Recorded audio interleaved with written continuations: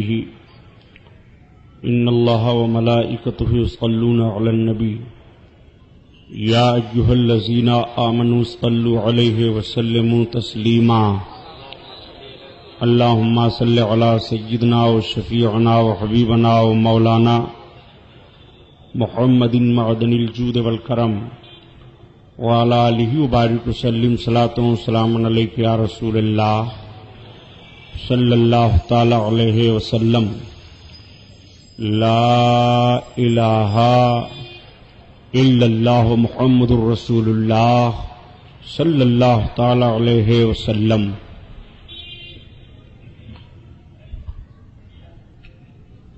الحمد للہ رب العالمین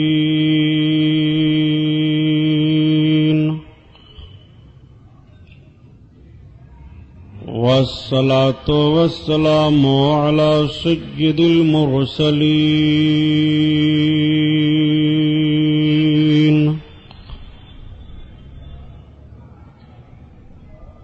وعلى آله الطاهرين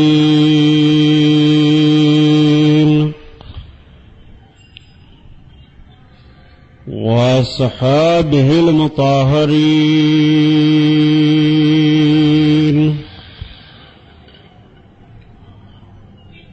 وابنه الغوث الأعظم الجيلاني محي الدين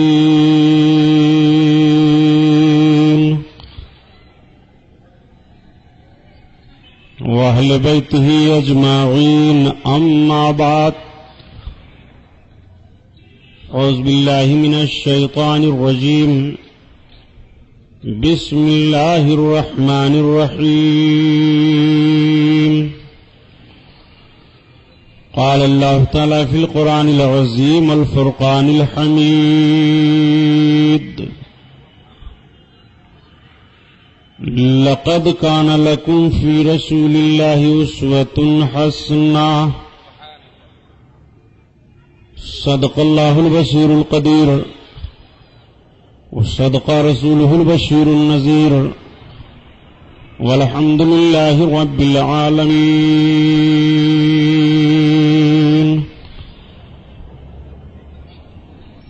لائق صد احترام علماء اہل سنت، قابل قدر سامعین حضرات، آئیے ہم اور آپ سب سے پہلے اپنے اور ساری کائنات کے مرکز عقیدت حضور رحمت للعالمین شفیع المذنبین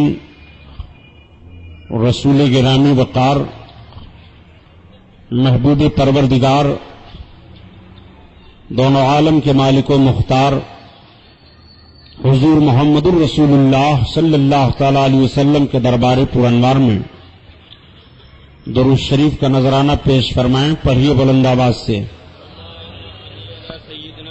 اللہم صلی علی سیدنا مولانا محمد معدن الجود والکرم وعلی آلہ وبارک وسلم صلاۃ وسلام علیک یا رسول اللہ صلی اللہ تعالی علیہ وسلم. خیر و برکت کے لیے پورا مجمع اور درود شریف پڑھ لیجیے. اللہم صلی علی سیدنا مولانا محمد معدن الجود والکرم وعلی آلہ وبارک وسلم صلاۃ وسلام علیک یا رسول اللہ صلی اللہ تعالی علیہ وسلم. حضرات گرامی، آج کا یہ عظیم الشان رحمت و نور میں ڈوبا ہوا جلسہ، جس میں ہم اور آپ شرکت کی سعادت حاصل کیے ہوئے ہیں، 12 پروگراموں کا آج یہ چوتھا پروگرام ہے. شہید اعظم حضرت امام حسین رضی اللہ تعالیٰ عنہ کے نام کی اس محفل کی یہ چوتھی تقریر ہے، جس میں ہم اور آپ شریک ہوئے ہیں. اللہ رب العزت اس محفل نور کو قبول فرمائے، ہمارے اور آپ کے لیے ذریعہ نجات بنائے.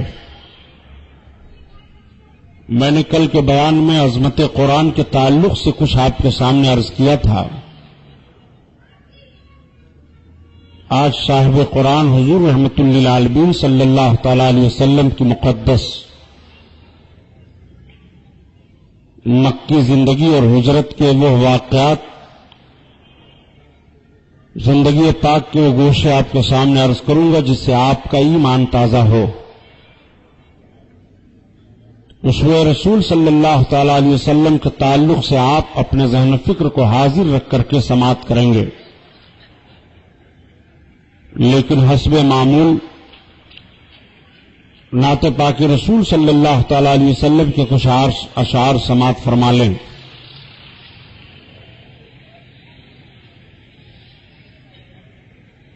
جب مسجد نبوی کے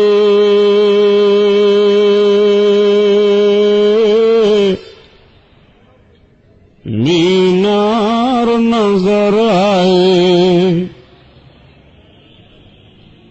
جب مسجد نبوی کے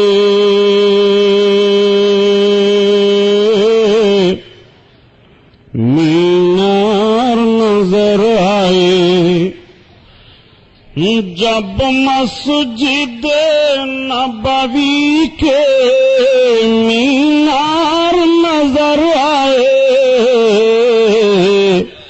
اللہ کی رحمت کے آثار نظر آئے، اللہ کی رحمت کے آثار نظر آئے، جب گنبد خضرا کے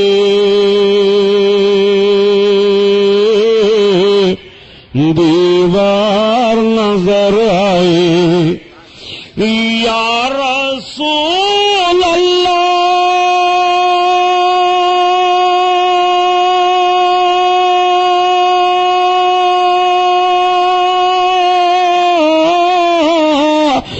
جب گنبد خضرا کے دیوار نظر آئے، سرکار کے پہلو میں دو یار نظر آئے، سرکار کے پہلو میں دو یار نظر آئے، دو یار نظر آئے، جب مسجد نبوی کے مینار نظر آئے، شان صلی علی دیکھتے رہ گئے، شان صلی علی دیکھتے رہ گئے، دیکھتے رہ گئے، شان صلی علی دیکھتے رہ گئے، روئے بدر دوجا دیکھتے رہ گئے، روئے بدر دوجا دیکھتے رہ گئے، دیکھتے رہ گئے، دیکھ کر ترجمہ کنز الایمان کا، یا نبی اللہ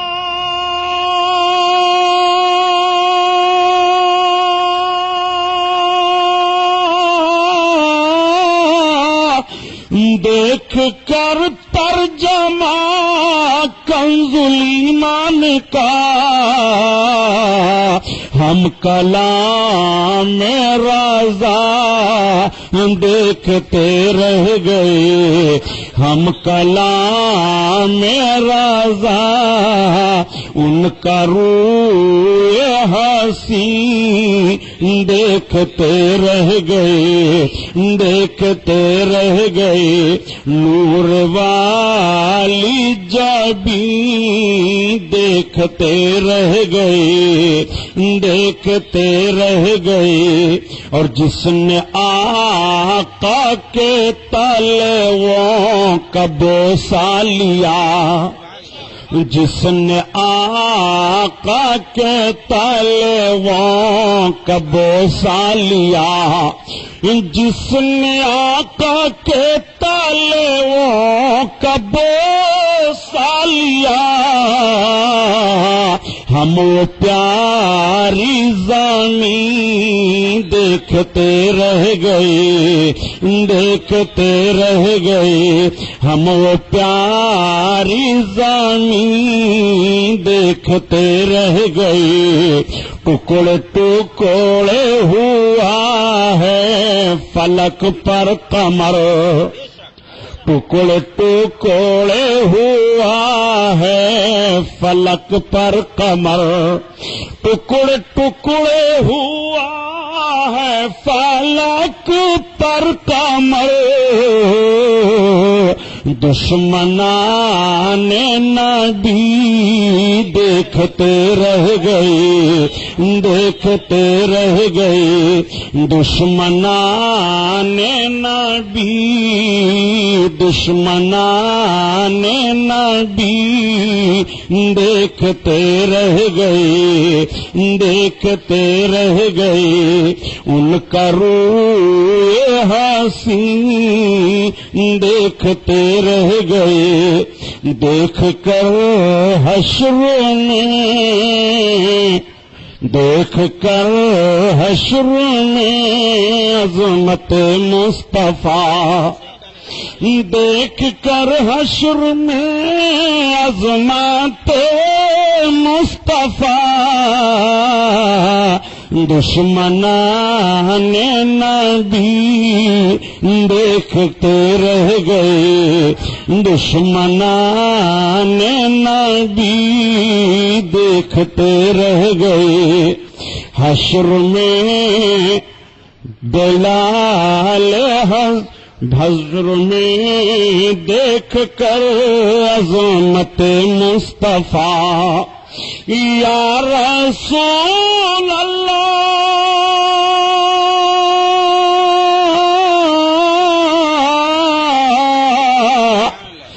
دیکھ کر حشر میں عظمت مصطفیٰ، دشمنان نبی دیکھتے رہ گئے، دیکھتے رہ گئے، میرے کریمہ سے گر قطرہ کسی نے مانگا، دریا بہا دیے ہیں، دربے بہا دیے ہیں، دریا بہا دیے ہیں، دربے بہا دیے ہیں، اور غمزدوں کو رضا مزدہ دیجے کی ہے، یا نبی اللہ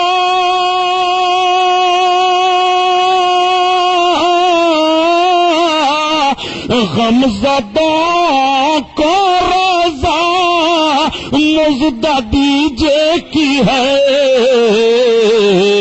بے کسوں کا سہارا ہمارا نبی، بے بسوں کا سہارا ہمارا نبی، ان کا روئے حسین دیکھتے رہ گئے، چاند والی جبین نور والی جبین دیکھتے رہ گئے، دیکھتے رہ گئے، نعرہ تکبیر، نعرہ رسالت، مذہب اسلام، مسلک اعلی حضرت علامہ غلام محی الدین سبحانی صاحب قبلہ، سبحان اللہ۔ آسماں خان زمیں خان زمانہ مہمان، آسماں خان زمیں خان زمانہ مہمان،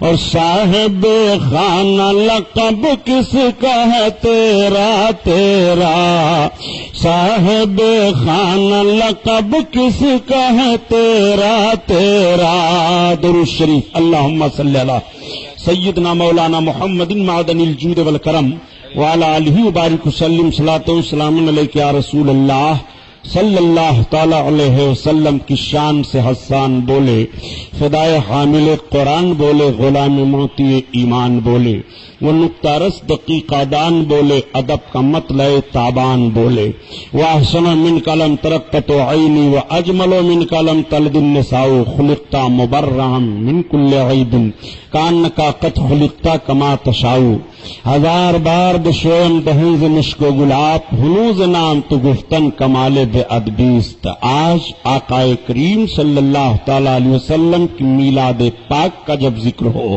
تو ایک جملہ جڑ دیا جاتا ہے کہ نبی کونین کی میلاد بدعت ہے۔ آپ ذرا زور دیں ذہن پر۔ میں ہر روز اپنے خطبے سے پہلے ابن اشعار کو پڑھا کرتا ہوں، کس شان سے حسان بولے، فدائے حامل قرآن بولے۔ یہ حضرت حسان بن ثابت رضی اللہ تعالیٰ عنہ بڑے عظیم صحابی سرکار کے ہیں۔ حضرت حسان بن ثابت نبی کونین صلی اللہ تعالیٰ علیہ وسلم کی مقدس نعت لکھتے ہیں۔ ایسے 7 صحابہ کی تاریخیں ہمیں مل رہی ہیں جو نبی کونین صلی اللہ تعالیٰ علیہ وسلم کی شان میں اشعار لکھا کرتے تھے۔ ان میں سے اول درجہ پر حضرت حسان بن ثابت رضی اللہ تعالیٰ عنہ ہیں۔ حضرت حسان بن ثابت سرکار صلی اللہ علیہ وسلم سے عرض کرتے ہیں، یا رسول اللہ میں نے آپ کی نعت لکھی ہے، آقا کریم صلی اللہ علیہ وسلم میں اسے پیش کرنا چاہتا ہوں۔ نبی کونین مسجد نبوی میں ممبر لگواتے تھے، اپنی نعت سننے کے لیے ممبر لگ گیا، حضرت حسان اس پر تشریف فرما ہوئے۔ نبی کونین صلی اللہ علیہ وسلم جلوہ افروز ہیں، صحابہ کی انجمن سجی ہوئی ہے، عرض کرتے ہیں یا رسول اللہ واحسن من کلم ترقت عینی، آپ عربی کے شعر کا اردو میں ترجمہ سماعت فرمائیے۔ عرض کرتے ہیں یا رسول اللہ آپ جیسا حسین میری نگاہ نے کبھی نہیں دیکھا، آپ جیسا خوبصورت میری نظر نے کسی کو نہیں دیکھا۔ واحسن من کلم ترقت عینی واجمل من کلم تلد النساء، یا رسول اللہ میری نگاہ دیکھے کیسے، اس لیے کہ آپ جیسا حسین و جمیل کسی ماں نے کوئی بچہ جنا ہی نہیں ہے، آپ جیسا خوبصورت کوئی پیدا ہی نہیں ہوا ہے۔ آپ سے میں پوچھنا چاہتا ہوں، نبی کونین کے سامنے صحابی سرکار کے رخ انور کی تعریف کر رہے ہیں، یا رسول اللہ آپ جیسا حسین میں نے کسی کو نہیں دیکھا، آپ جیسا خوبصورت کسی عورت نے بچہ پیدا ہی نہیں کیا تو ہو کیسے؟ وَأَجْمَلُ الْكَلَمْ تَلْدِ النِّسَاءُ، یا رسول اللہ آپ جیسا حسین و جمیل کسی عورت نے جنا ہی نہیں ہے۔ آقا کی بارگاہ میں پھر عرض کرتے ہیں یا رسول اللہ گویا آپ کی پیدائش آپ کے چاہنے کے مطابق ہوئی ہے، خلقت مبررا من کل عیب کانکا قد خلقت کما تشاء، یا رسول اللہ گویا آپ کی پیدائش آپ کے چاہنے کے مطابق ہوئی ہے۔ اب آپ سے سوال کر رہا ہوں، نبی کے سامنے نبی کی میلاد صحابی بیان کر رہے ہیں کہ نہیں؟ اور نبی نے اپنے میلاد کے لیے، اپنے میلاد کو سننے کے لیے صحابی کے لیے ممبر لگوایا کہ نہیں؟ میرے سرکار جب خوش ہوتے تھے نعت پاک پر تو چادر اڑا دیتے تھے حسان بن ثابت کو، اور فرماتے تھے کہ حسان جب نعت پڑھتے ہیں تو ان کی مدد روح القدس فرمایا کرتے ہیں، حضرت جبریل فرمایا کرتے ہیں۔ نبی کونین صلی اللہ تعالی علیہ وسلم کی نعت ہی نعت دنیا میں اور آخرت میں ہر جگہ ہو رہی ہے، جدھر نگاہ ڈالیے آپ نبی کونین ہی کی نعت ہے۔ ذروں نے بھی نبی کی نعت پڑھی ہے، سمندر کے لہروں نے نبی کی نعت پڑھی ہے، تمام درختوں پودوں نے نبی کی نعت پڑھی ہے، چرندوں پرند نے نبی کی نعت پڑھی ہے۔ آج بھی ساری دنیا نبی کونین صلی اللہ علیہ وسلم کی تعریف میں رطب اللسان ہے، جو شاید تیری نگاہ سے گزرے درود پڑھ کہ ہرگز وہ کل ہے مظہر انوار مصطفیٰ۔ ساری کائنات کا ذرہ ذرہ آپ لے لیجئے اور تجزیہ کیجئے، نور مصطفیٰ سے کوئی خالی نہیں ہے۔ نبی کونین صلی اللہ تعالی علیہ وسلم کی تعریف سے کوئی خالی نہیں ہے۔ یہ دھرتی اس لیے بنائی گئی، نبی آنے والے ہیں، آسمان اس لیے سجایا گیا، نبی آنے والے ہیں، سمندر میں لہریں اس لیے پیدا کی گئی، نبی آنے والے ہیں، آبشاروں کی صدائیں اس لیے بلند کی گئی ہیں کہ نبی آنے والے ہیں، یہ رانائیاں اس لیے دی گئی ہیں کہ نبی آنے والے ہیں۔ رب کا فرمان ہے کنڈ کنزن مخفیہ، میں چھپا ہوا خزانہ تھا، جب میں نے چاہا کہ میں پہچانا جاؤں، جب میں نے چاہا کہ مجھے پہچانے تو میں نے اپنے نور سے اپنے محبوب کے نور کو پیدا فرمایا ہے۔ یہ رب تعالیٰ کا ارشاد ہے، رب کے محبوب ارشاد فرماتے ہیں اللہ اللہ کا فرمان بیان فرماتے ہیں لولا لما خلقت الافلاق، اے محبوب اگر تم نہ ہوتے تو افلاق نہ ہوتا، یہ دھرتی کی سجاوٹ نہ ہوتی۔ پتہ یہ چلا کہ ساری کائنات محبوب کے لیے بنائی گئی ہے، کائنات کا ذرہ ذرہ محبوب کے لیے سجایا گیا ہے، تبھی تو اعلی حضرت عظیم البرکات بریلی کے سرزمین سے پکار اٹھے یا رسول اللہ یہ زمین و زمان تمہارے لیے، مکین و مکان تمہارے لیے، تمہارے لیے، اور چنین و چونا تمہارے لیے، بنے دو جہاں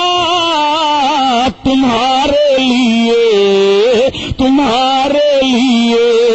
ساری کائنات نبی کے لیے بنائی گئی ہے۔ نبی کونین صلی اللہ تعالی علیہ وسلم 40 برس تک مکہ کی سرزمین پر اپنے عمر پاک کا حصہ گزارتے رہے۔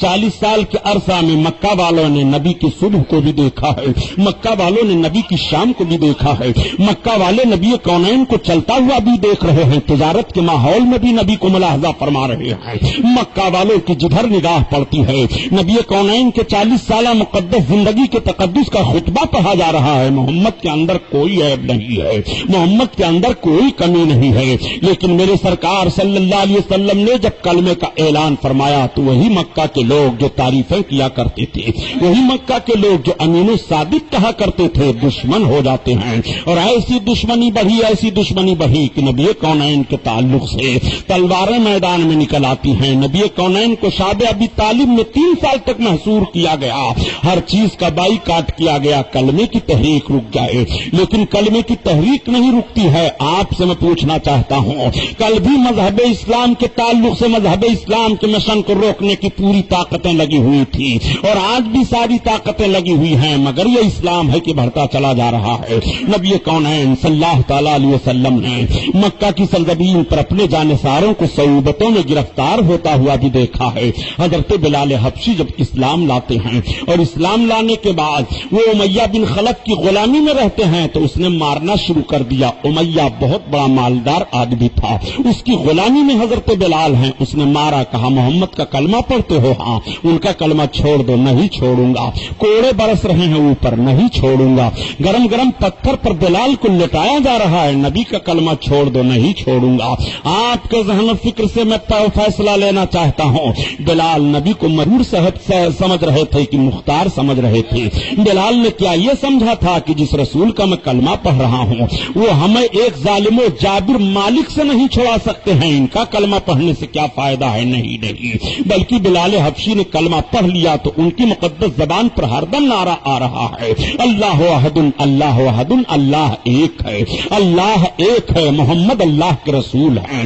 گرم گرم پتھروں پر لٹایا جا رہا ہے، اور صرف گرم پتھر پر لٹایا نہیں جا رہا ہے بلکہ ان کے سینے پر پاؤں رکھ کر کے دبایا جاتا ہے، زبان باہر نکل آتی ہے، سینے کی ہڈیاں ٹوٹ جاتی ہیں، جسم کے کھال ادھر جاتے ہیں، مگر بلال نے کلمہ نہیں چھوڑا۔ میں آپ سے پوچھنا چاہتا ہوں، کلمے کی بنیاد پر کیا کبھی ایک تھپڑ آپ بھی مارے گئے ہیں؟ کلمے کی بنیاد پر کبھی کیا آپ کی بھی دکان و مکان جلائے گئے ہیں؟ کلمے کی بنیاد پر کبھی آپ پر بھی صوتیں ڈالی گئی ہیں؟ کلمے کی بنیاد پر کبھی آپ کو بھی ستایا گیا ہے؟ اگر کلمہ کی بنیاد پر تمہیں ستایا جا رہا ہے تو بلال حبشی کو بھی نبی کا کلمہ پڑھنے پر ستایا گیا تھا، اور بلال نے ثابت کر دیا تھا، حلق پر تیغ رہے، سینے پر جلاد رہے، لب پر تیرا نام رہے، دل میں تیری یاد رہے۔ بلال حبشی کے کردار پر تمہیں عمل کرنا پڑے گا، اے مسلمانوں، تب ایمان کی حفاظت ہوگی۔ حضرت بلال حبشی کو اتنا ستایا جاتا ہے، اس طرح سے ان کے اوپر مار پڑ رہی ہے، لیکن انہوں نے نبی کے عشق میں کمی نہیں آنے دی ہے۔ حضرت ابوبکر صدیق کا گزر ہوتا ہے، نگاہ صداقت دیکھ پڑتی ہے، کھڑے ہو جاتے ہیں مایوسی کے عالم میں۔ آپ نے پوچھا امیہ بن خلف کہاں رئیس مکہ؟ کہا تم اسے مار رہے ہو؟ کہاں اسے مار رہا ہوں، یہ تمہارے دوست کا کلمہ پڑھ رہا ہے، اس کو چھوڑ دو۔ نہیں چھوڑوں گا۔ اس کو بیچو گے؟ ہاں بیچ سکتا ہوں۔ کتنی قیمت لوگے؟ 2000 درہم لوں گا۔ حضرت بلال حبشی کے تعلق سے 2000 درہم دے کر کے حضرت ابوبکر صدیق نے خرید لیا۔ اب آپ ذرا اندازہ لگائیں، اس نے کہا کہ اے ابوبکر ابن قحافہ رئیس مکہ، آپ کو میں بڑا ہوشیار تاجر سمجھ رہا تھا، لیکن آپ نے ایسے غلام کے خریدنے میں کوئی جھجک محسوس نہیں کی۔ کہا تم نہیں سمجھتے ہو یہ کون غلام ہے؟ خرید کر لے کر کے بارگاہ رسالت میں حاضر آئے، عرض کرتے یا رسول اللہ یہ آپ کا غلام ہے، امیہ بن خلف کی غلامی میں تھا، خریداری میں مارا جا رہا تھا، مجھ سے برداشت نہ ہوا، میں نے خرید کر آزاد کر دیا ہے۔ نبی فرماتے ہیں اے ابو بکر بلال کی خریداری میں مجھے بھی شامل فرما لو۔ کیسا پیار دیا نبی کونین صلی اللہ علیہ وسلم نے حضرت بلال کو، آنکھوں میں آنسو آ گئے، قدموں پر سر جھک جاتا ہے، یا رسول اللہ قربان ہونے کے لیے تیار ہوں۔ بلال حبشی رضی اللہ تعالیٰ عنہ پر کیسی مصیبت ڈالی گئی ہے، یہ مکہ میں کس طرح سے ستائے جا رہے ہیں، مکہ میں سرکار کے دیوانوں پر مصیبتوں کے پہاڑ توڑ دیے جاتے ہیں، ایسی ایسی دقتیں پیدا کی جاتی ہیں، چیخ پڑتے ہیں لیکن انہیں کلمہ نہیں چھوڑا۔ نبی کونین صلی اللہ علیہ وسلم نے دیکھا کہ ہمارے جانثاروں کو بہت ستایا جا رہا ہے، سرکار نے ارشاد فرمایا تم لوگ مکہ چھوڑ دو۔ تو پہلی ہجرت صحابہ کی ایک جماعت کر جاتی ہے، 13 لوگ پہلی بار ہجرت کرتے ہیں، اس میں مرد ہیں عورتیں ہیں، سب حبشہ چلے جاتے ہیں تاکہ مکہ میں انہیں ستایا نہ جائے، ترک وطن کر دیتے ہیں، دین کے تعلق سے ستایا جا رہا تھا، انہوں نے اپنا وطن چھوڑا، اپنا گھر چھوڑا، اپنی ساری جائیداد کو خیر بات کہہ دیا، مگر نبی کے عشق میں کمی نہیں آنے دیا۔ پھر دوسرا دستہ صحابہ کا روانہ ہوتا ہے ہجرت کرنے کے لیے۔ نبی کونین کے تعلق سے جب سازشیں ہوئی تو میرے سرکار نے بھی حضرت ابو بکر سے فرمایا اے ابو بکر اب اللہ کا حکم ہے، ہمیں بھی آج کی رات میں مکہ سے نکل جانا ہے۔ چنانچہ ہجرت کا معاملہ پیش آتا ہے، اللہ کے رسول صلی اللہ تعالیٰ علیہ وسلم مکہ سے نکل کر کے حضرت ابو بکر صدیق رضی اللہ تعالیٰ عنہ کے ساتھ باہر آتے ہیں۔ نکلنے کا معاملہ میں نے کل عرض کیا تھا کہ نبی کونین کافروں کی چھاؤں میں تلواروں کے نکلتے ہیں، قرآن کی آیت پڑھتے ہوئے، میرے سرکار اور حضرت ابو بکر صدیق رات کی تاریکی میں راستے کو ٹٹولتے ہوئے چل رہے ہیں، رات کا اندھیرا ہے، مختار کائنات مکہ چھوڑ رہے ہیں، رات کی تاریکی ہے، ساری کائنات کو عطا کرنے والے آقا اپنا وطن چھوڑ رہے ہیں، رات کا سناٹا ہے، ساری کائنات کو دینے والے مولا اپنا وطن چھوڑ رہے ہیں۔ ذرا نبی کی مقدس زندگی ملاحظہ فرمائیے، رات کی سیاہی میں نبی کونین حرم شریف کے فضاؤں سے نکل رہے ہیں، رات کی تاریکی میں نبی کونین صلی اللہ علیہ وسلم نے مکہ کی طرف دیکھا تھا، اے مکہ میں تجھے چھوڑ کر کے جا رہا ہوں، اے کعبہ میں تجھے چھوڑ کر کے جا رہا ہوں، کعبہ میں وہی ہوں کہ جب میں پیدا ہوا تھا تو میری تعظیم کے لیے تو جھکا تھا، اے کعبہ میں تجھے چھوڑ کر کے جا رہا ہوں۔ نبی کونین صلی اللہ تعالیٰ علیہ وسلم رات کی سیاہی میں وطن کو ترک کر رہے ہیں۔ کس بنیاد پر وطن کو ترک کر رہے ہیں؟ آج نبی کی سیرت بیان کرنے والا کہہ سکتا ہے اے سبحانی صاحب آپ ہر دم دعویٰ کرتے ہیں کہ نبی مالک و مختار ہیں، مالک و مختار ہوتے ہوئے مکہ کو نبی نے کیوں چھوڑا ہے، رات کی تاریکی میں کیوں چھوڑا ہے، ابو بکر صدیق کو لے کر کے تنہائی میں رازداری کے ساتھ کیوں چلے ہیں؟ ایک مالک و مختار کا یہ کام نہیں ہوتا ہے۔ میں عرض کروں گا تم اپنے نظریات کے تعلق سے سوچ کر کے اپنی فکری بات پیش کر رہے ہو، لیکن میں تمہیں بتاتا چلوں نبی کا اختیار اس میں بھی ہے۔ نبی کونین صلی اللہ تعالیٰ علیہ وسلم نے مکہ نہیں چھوڑا تھا، بلکہ جب حکم ربی ہو رہا ہے تب نبی مکہ چھوڑ رہے ہیں، نبی کے فرمان پر عمل کرتے ہوئے ہم نبی کونین مکہ چھوڑ رہے ہیں۔ نبی نے چھوڑتے ہوئے مکہ بھی اپنا اختیار ثابت کر دیا تھا۔ اے مکہ سے جانے والے لوگوں جب تم ہماری سیرت کو اپنے سامنے رکھنا تو مجبور نہ سمجھنا میں ان کی تلوار کی چھاؤں سے نکل رہا ہوں، یہ مجھے نہیں دیکھ پا رہے ہیں، مکہ میں رہتا میں یہ مجھے نہ دیکھ پاتے، میرے رب کو منظور ہے کہ مکہ چھوڑ دو، میں مکہ سے جا رہا ہوں۔ چنانچہ ایک بار مکہ ہی کا واقعہ ہے کہ جب سورہ تبت یدا نازل ہوئی تھی، اللہ کے رسول صلی اللہ تعالیٰ علیہ وسلم کے تعلق سے پتھر لے کر کے ابو لہب کی بیوی باہر نکلی اور اس نے کہا محمد پر محمد کا خدا قرآن کی آیتیں اتار رہا ہے اور میرے شوہر کے تعلق سے یہ آیتیں اتری ہیں، تبت یدا ابی لہب وہ تبا ما اغنی عنہ مالہ وما کسب۔ اس نے پتھر ہاتھ میں لے لیا، ام جمیل جل بھن گئی، اس نے کہا میں ضرور محمد کو ماروں گی اس پتھر سے معاذ اللہ۔ ابتدائی اسلام کا دور ہے، میرے سرکار حرم شریف میں تشریف فرما ہے، نبی کے بغل میں حضرت ابو بکر صدیق قیام فرما ہے، ام جمیل جاتی ہے کہتی ہے اے ابو بکر ابن قحافہ تمہارے तुम्हारे साथी कहाँ हैं? हजरत अबू बकर सिद्दीक कुछ नहीं बोले।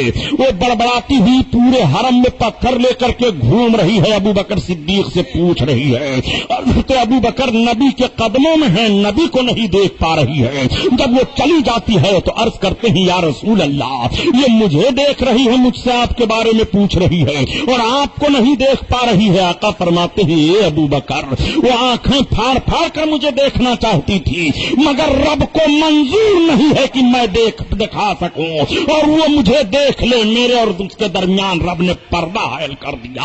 अंदाज हसीनों को सिखाया नहीं जाता, गुस्ताखों को महबूब दिखाया नहीं जाता। मक्का में नबी कौनैन को उन लोगों ने नहीं देखा, तुम हिंदुस्तान में नबी को कैसे देख पाओगे? नबी कौनैन के बगल में रह करके तौहीन की निगाहें जब डालते हैं तो वो नबी को नहीं देख पा रहे हैं। एतराजात और तौहीन के जुमले इस्तेमाल करके तुम नबी को कैसे देख पाओगे?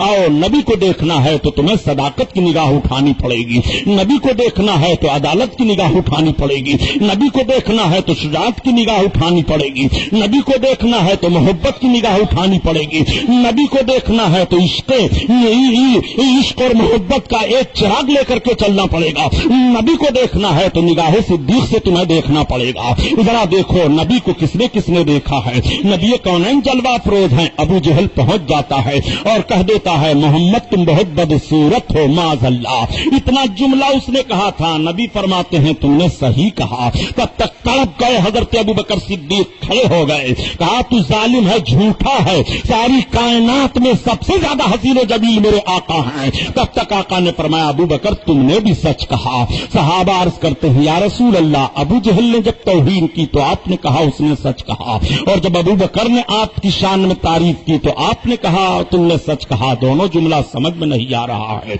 आईना के अंदर जिसकी जैसी सूरत होती है वैसी नजर आती है। मैं आईना हूँ। जब अबू जहल ने मुझ में देखा तो उसको उसकी सूरत नजर आई, उसने बदसूरत कह दिया है। और मैं आईना हूँ। जब अबू बकर ने देखा तो अबू बकर को अपनी सूरत मेरी मोहब्बत में दिखाई दे रही है। अबू बकर ने भी सच कहा है। तो नबी कौनैन सल्लल्लाहु तआला अलैहि वसल्लम आईना है।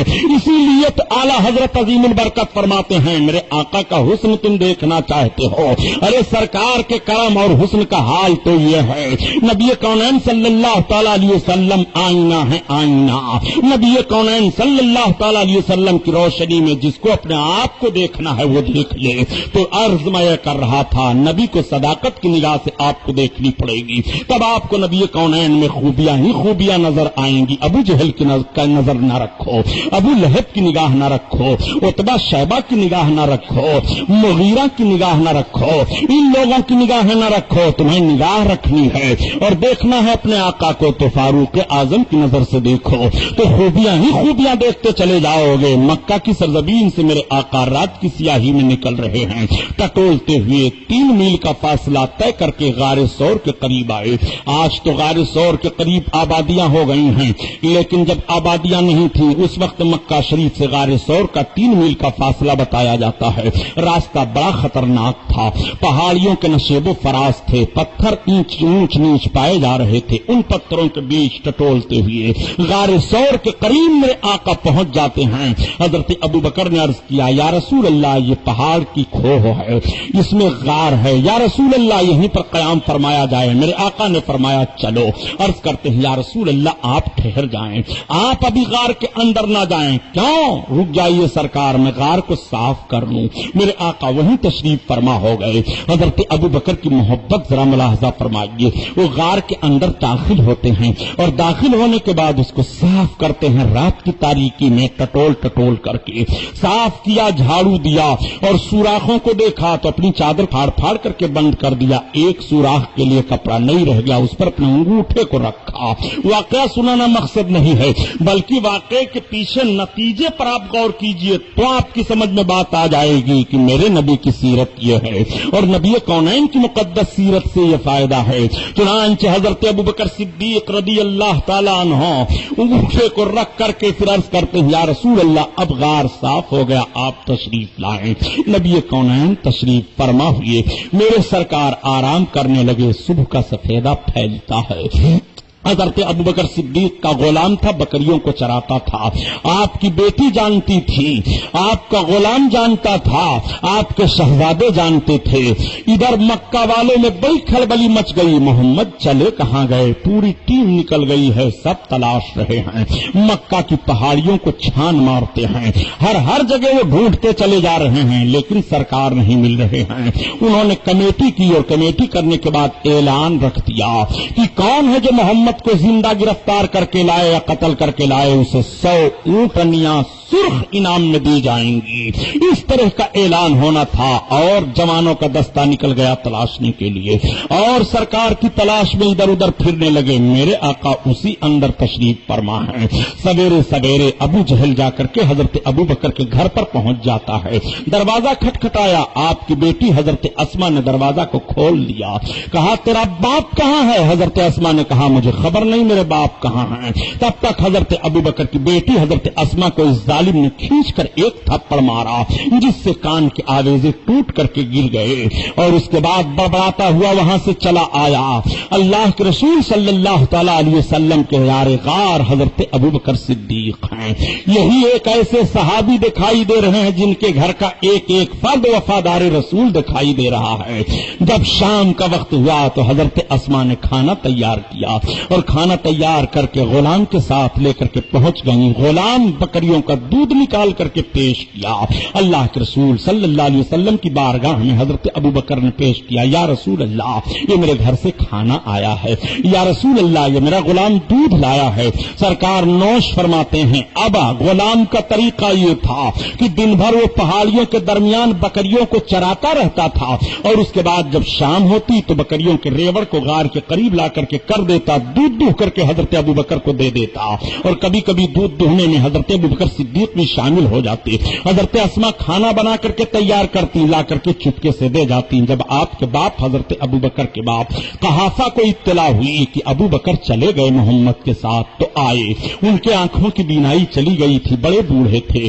انہوں نے اپنی پوتی کو بلایا، اور بلانے کے بعد کہا بیٹی تیرے باپ نے تم لوگوں پر بڑا ظلم کیا ہے۔ حضرت اسما نے کہا دادا جان میرے باپ نے ہم پر کوئی ظلم نہیں کیا ہے۔ کہا بیٹی تیرے باپ کے پاس 40,000 درہم تھے، وہ سب کیا ہوئے؟ بیٹی نے کہا دادا جان ابا سب درہم درکٹ کر کے گئے ہیں، حالانکہ حضرت ابو بکر 40,000 درہم ساتھ لے کر چلے گئے تھے، گھر میں کچھ نہیں چھوڑا تھا، قدم رسول پر سب نچھاور کرنے کے لیے لے کر کے چلے گئے تھے۔ حضرت اسما کہتی ہیں کہ میں اپنے دادا جان کو تسلی دینے کے لیے میں نے کہا دادا جان یہ ٹٹولی ایک کپڑا میں نے ایک سامان پروہا دیا، کہا یہ سب سارے دینار رکھے ہوئے ہیں، درہم رکھے ہوئے ہیں۔ انہوں نے کہا بیٹی ٹھیک ہے، تمہارا باپ تم لوگوں کے لیے خیر کثیر چھوڑ کر کے گیا ہے، ان کو اطمینان ہو جاتا ہے۔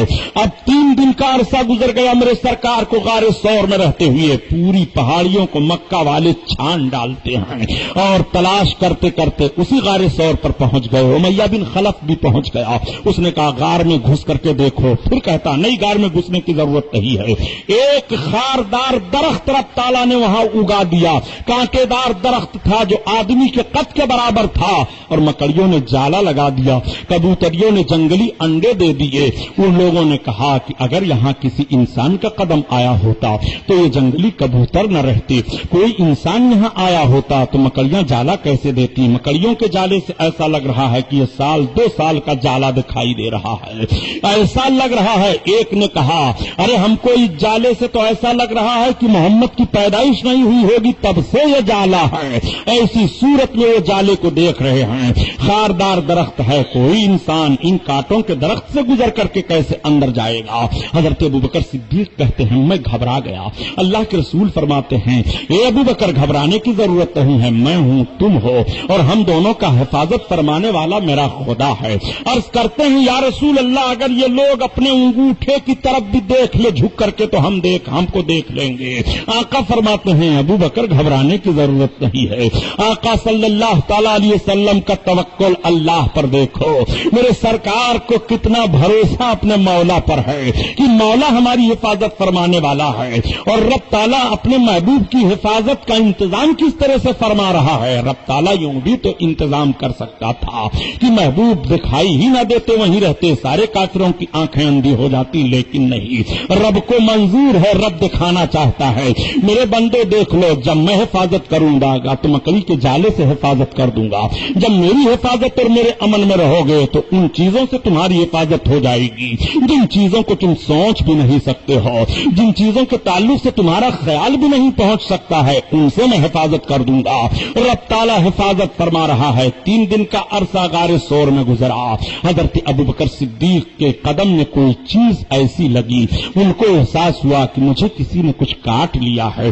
ایک سانپ رہتا تھا، سانپ نے ڈس لیا، کئی بار حضرت ابوبکر کو ڈسا، مگر اس کے باوجود انہوں نے اپنے انگوٹھے کو ہٹایا نہیں۔ نبی کونین صلی اللہ علیہ وسلم کی نگاہ پڑی، فرماتے ہیں ابوبکر کیا حال ہے؟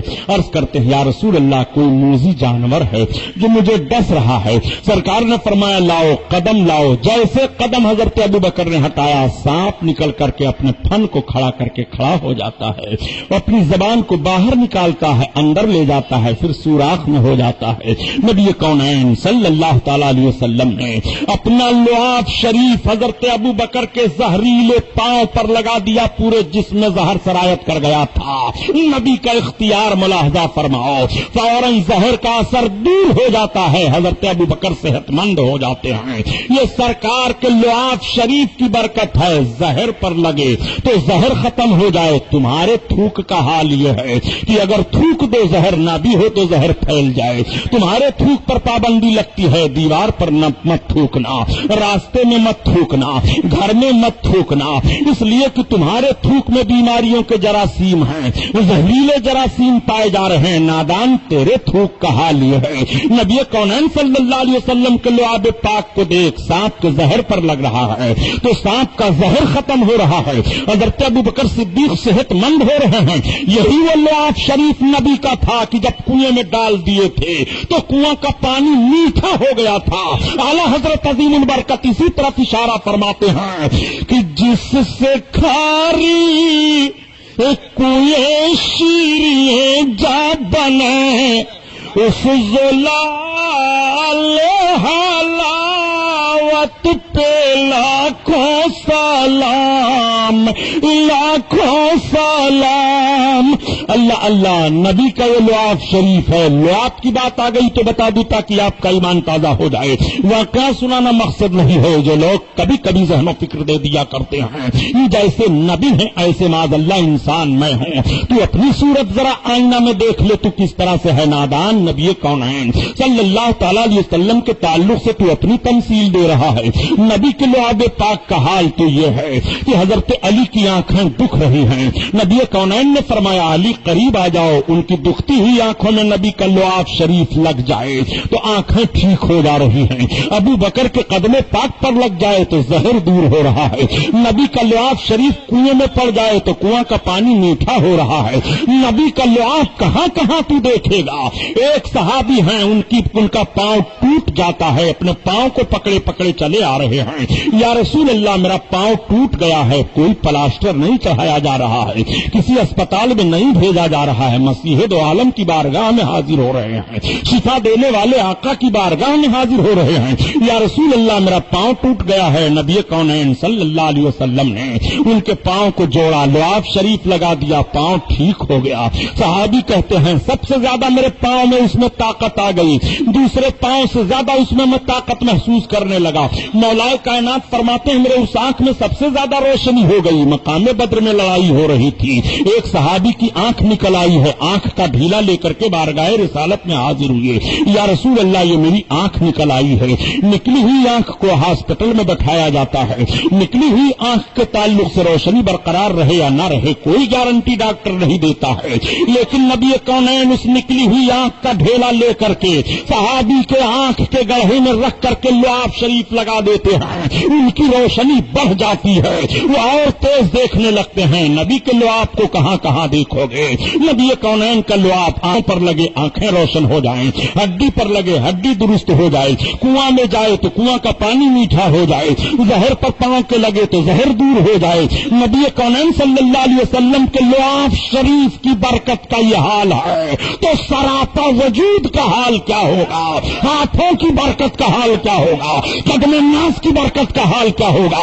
نبی کے مقدس زبان کی برکت کا حال کیا ہوگا؟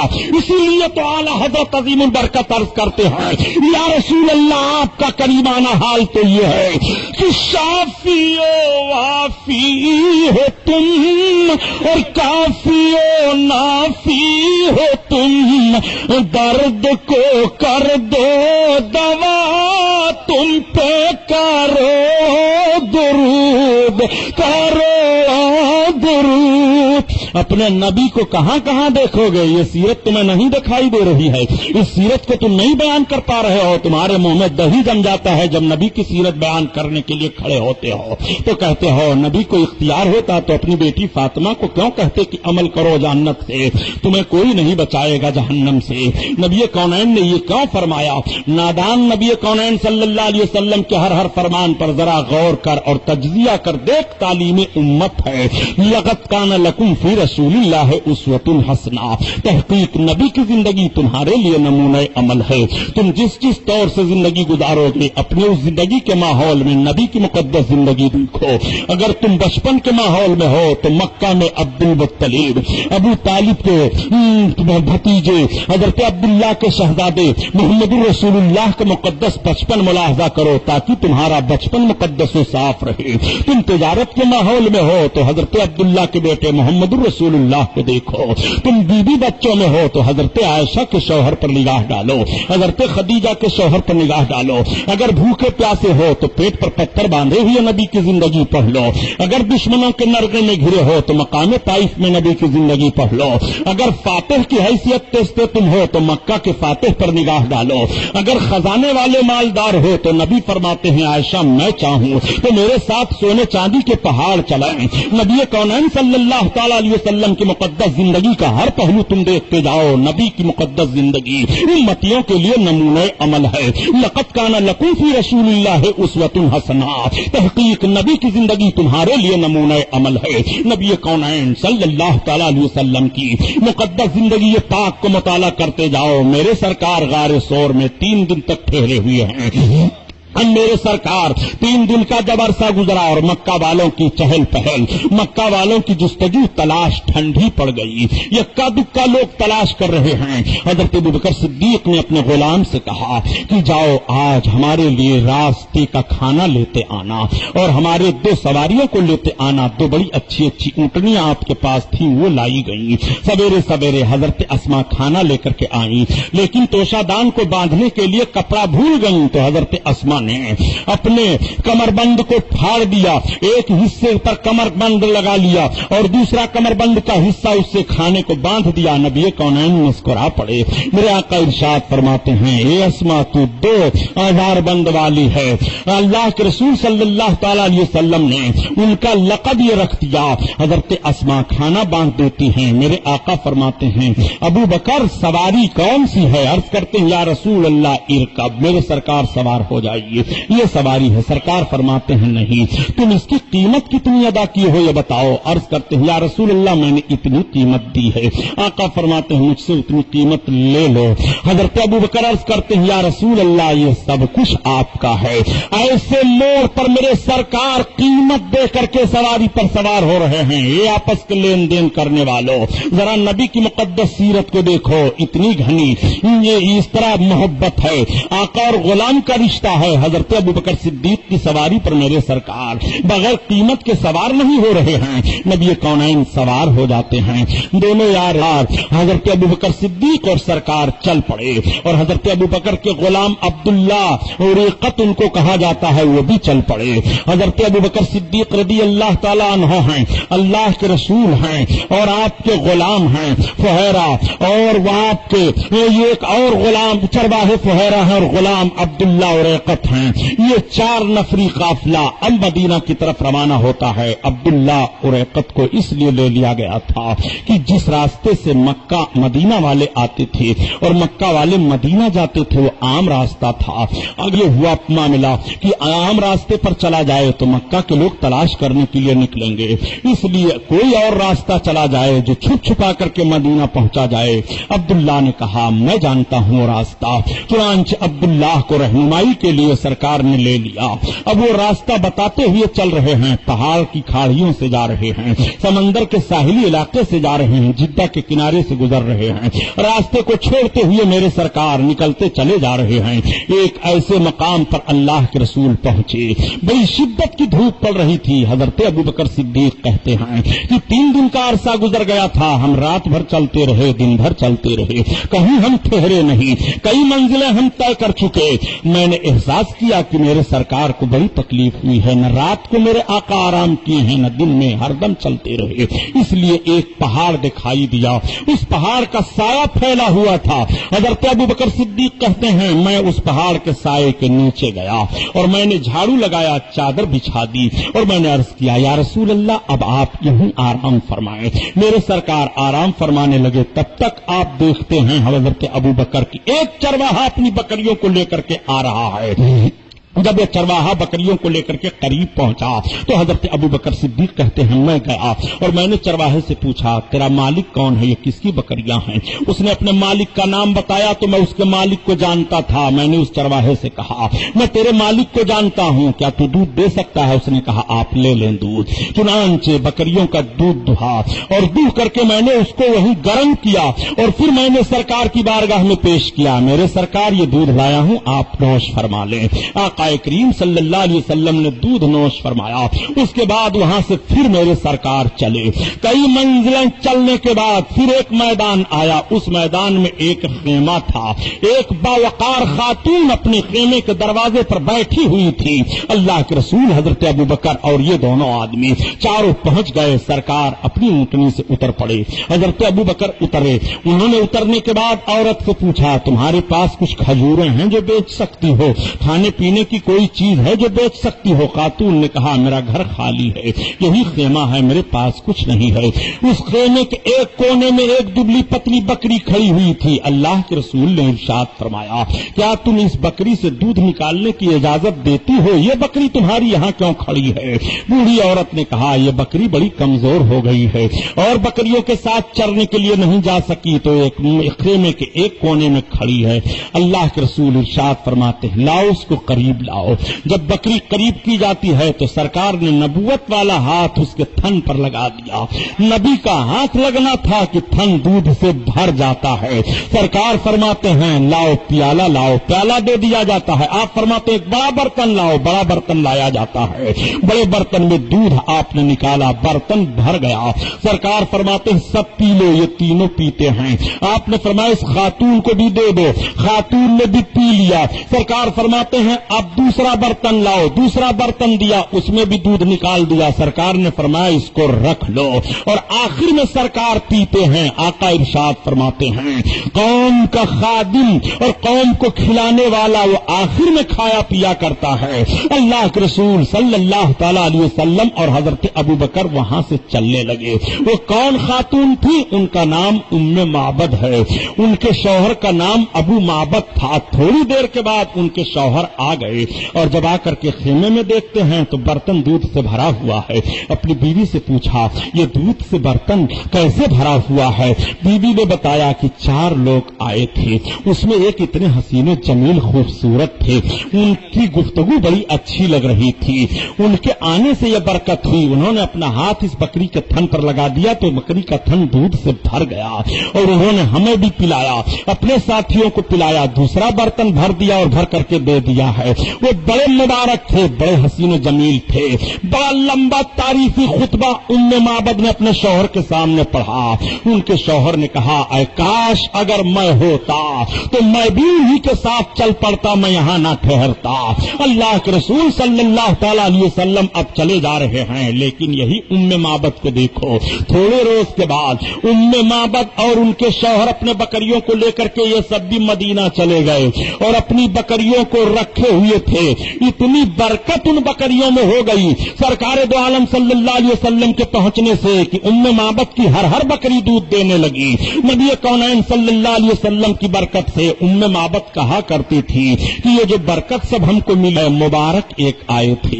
ام معبد نے سرکار کو مبارک کہنا شروع کر دیا تھا، مبارک آئے تھے، ان سے ساری برکتیں ہیں۔ ام معبد کا لڑکا ایک روز حضرت ابوبکر صدیق کو مدینہ میں جاتے ہوئے دیکھ لیا، اپنی ماں سے کہا اے ماں وہ دیکھو جا رہے ہیں جو نا، وہ مبارک جو ہمارے گھر آئے تھے بکری کا دودھ نکالے تھے ان کے ساتھ میں تھے کہ نہیں تھے؟ تب تک ماں نے دیکھا، کہا بیٹا جاؤ ان کو بلا لاؤ۔ ام معبد کا لڑکا دوڑا گیا، چلیے آپ کو میری ماں بلا رہی ہیں۔ حضرت ابوبکر صدیق پلک پڑے، آپ نے بھی دیکھ لیا۔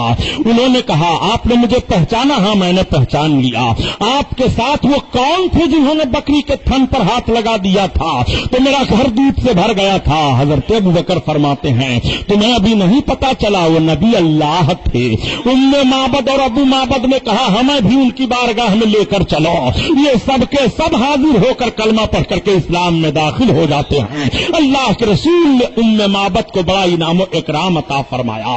اے ام معبد تو نے ہمیں دودھ پلایا تھا، اپنی بکری سے دودھ نکالنے کی اجازت دی تھی، نبی انعام و اکرام سے نواز رہے ہیں۔ میں پوچھنا چاہتا ہوں جس رسول کو تم ہر مقام پر مجبور محض ثابت کرنے کی کوشش کر رہے ہو اور مسلمانوں کے ایمان کو برباد کر رہے ہو کہ تاکہ رسول کی محبت ان کے سینے سے نکل جائے، ذرا ام معبد کا واقعہ تم پڑھ لو۔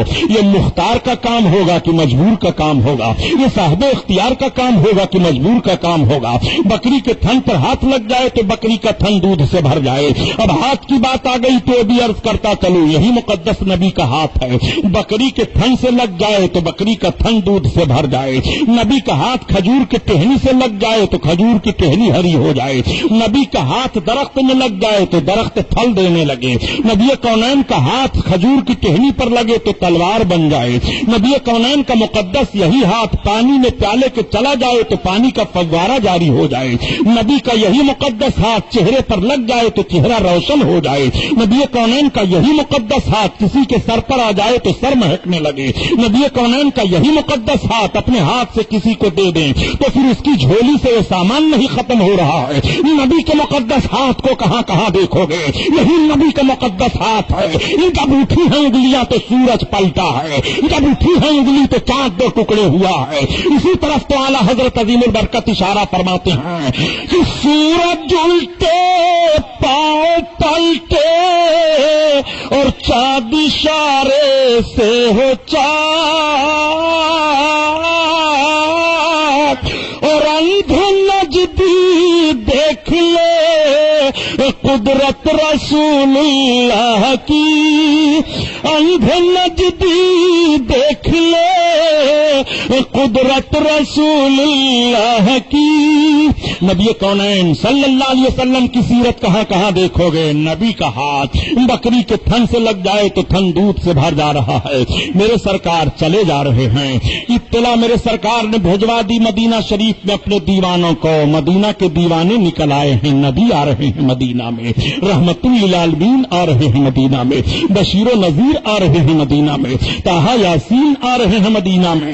میرے سرکار مدینہ شریف 12 روز چل کر کے مکہ سے تم مدینہ پہنچے۔ 12 ربیع الاول شریف کی تاریخ تھی، دوشنبے کا دن تھا۔ مقام قبا پر ظہر کے وقت اللہ کے رسول قیام فرما ہو جاتے ہیں۔ مدینہ والوں کا طریقہ کیا تھا؟ جب سے ان کو اطلاع ملی تھی کہ نبی مکہ سے آ رہے ہیں تو دیکھنے کے لیے سب بے قرار ہو گئے۔ بچیاں گیت گایا کرتی تھی، بچے مدینہ کی گلیوں میں گھوما کرتے تھے، جشن مناتے تھے، عورتیں مرد اپنے مکانوں کے چھتوں پر چڑھ جاتے تھے، دیکھتے تھے۔ یہ مسلم شریف میں سرکار کی حدیث ہے۔ اس طرح سے سرکار کی آمد کا وہ جشن کے ساتھ انتظار کر رہے تھے۔ مدینہ شریف میں انصار گھرانے کی اور نجار قبیلے کی لڑکیاں راستے پر نکل کر کے آتی تھی اور یہ گیت گایا کرتی تھی، ہم ہیں لڑکیاں نجار کے عالی گھرانے کی اور خوشی ہم کو ہے نبی کے تشریف لانے کی۔ اللہ اللہ نبی کونین صلی اللہ علیہ وسلم مدینہ میں جلوہ افروز ہو رہے ہیں، نبی کونین تشریف فرما ہو رہے ہیں، مقام قبا میں نبی ٹھہرے ہیں، نبی کونین صلی اللہ علیہ وسلم قبا کے مقام پر ٹھہرے، مسجد تعمیر کی جاتی ہے۔ مدینہ طیبہ کی یہ پہلی مسجد ہے جہاں میرے سرکار صلی اللہ علیہ وسلم نے قیام فرمایا۔ آج بھی حجاج کرام جب حج کرنے کے لیے جاتے ہیں تو مسجد قبا میں 2 رکعت نماز پڑھتے ہیں، بڑا ثواب ہے مسجد قبا میں نماز پڑھنے پر، سب سے زیادہ ثواب حرم شریف میں نماز پڑھنے پر ہے، پھر مدینہ شریف میں سرکار کی مسجد میں نماز پڑھنے پر ہے۔ مسجد نبوی کے بعد جس مسجد میں سب سے زیادہ ثواب ہے وہ مسجد قبا ہے، قبا کی مسجد ہے۔ اللہ کے رسول صلی اللہ علیہ وسلم نے سب سے پہلے اس کو تعمیر کروایا۔ اللہ کے رسول صلی اللہ تعالی علیہ وسلم جلوہ افروز ہیں۔ اللہ اللہ مدینہ طیبہ والوں کو پتا چل گیا، اب میرے سرکار، روایتوں میں بات آتی ہے کہ وہاں پر سرکار 14 دن غالباً ٹھہرے اور اس کے بعد میرے آقا وہاں سے مدینہ تشریف لے جانے لگے۔ جب سرکار مدینہ پہنچنے والے ہیں تو مدینہ والے کے خوشیوں کی انتہا نہ رہی۔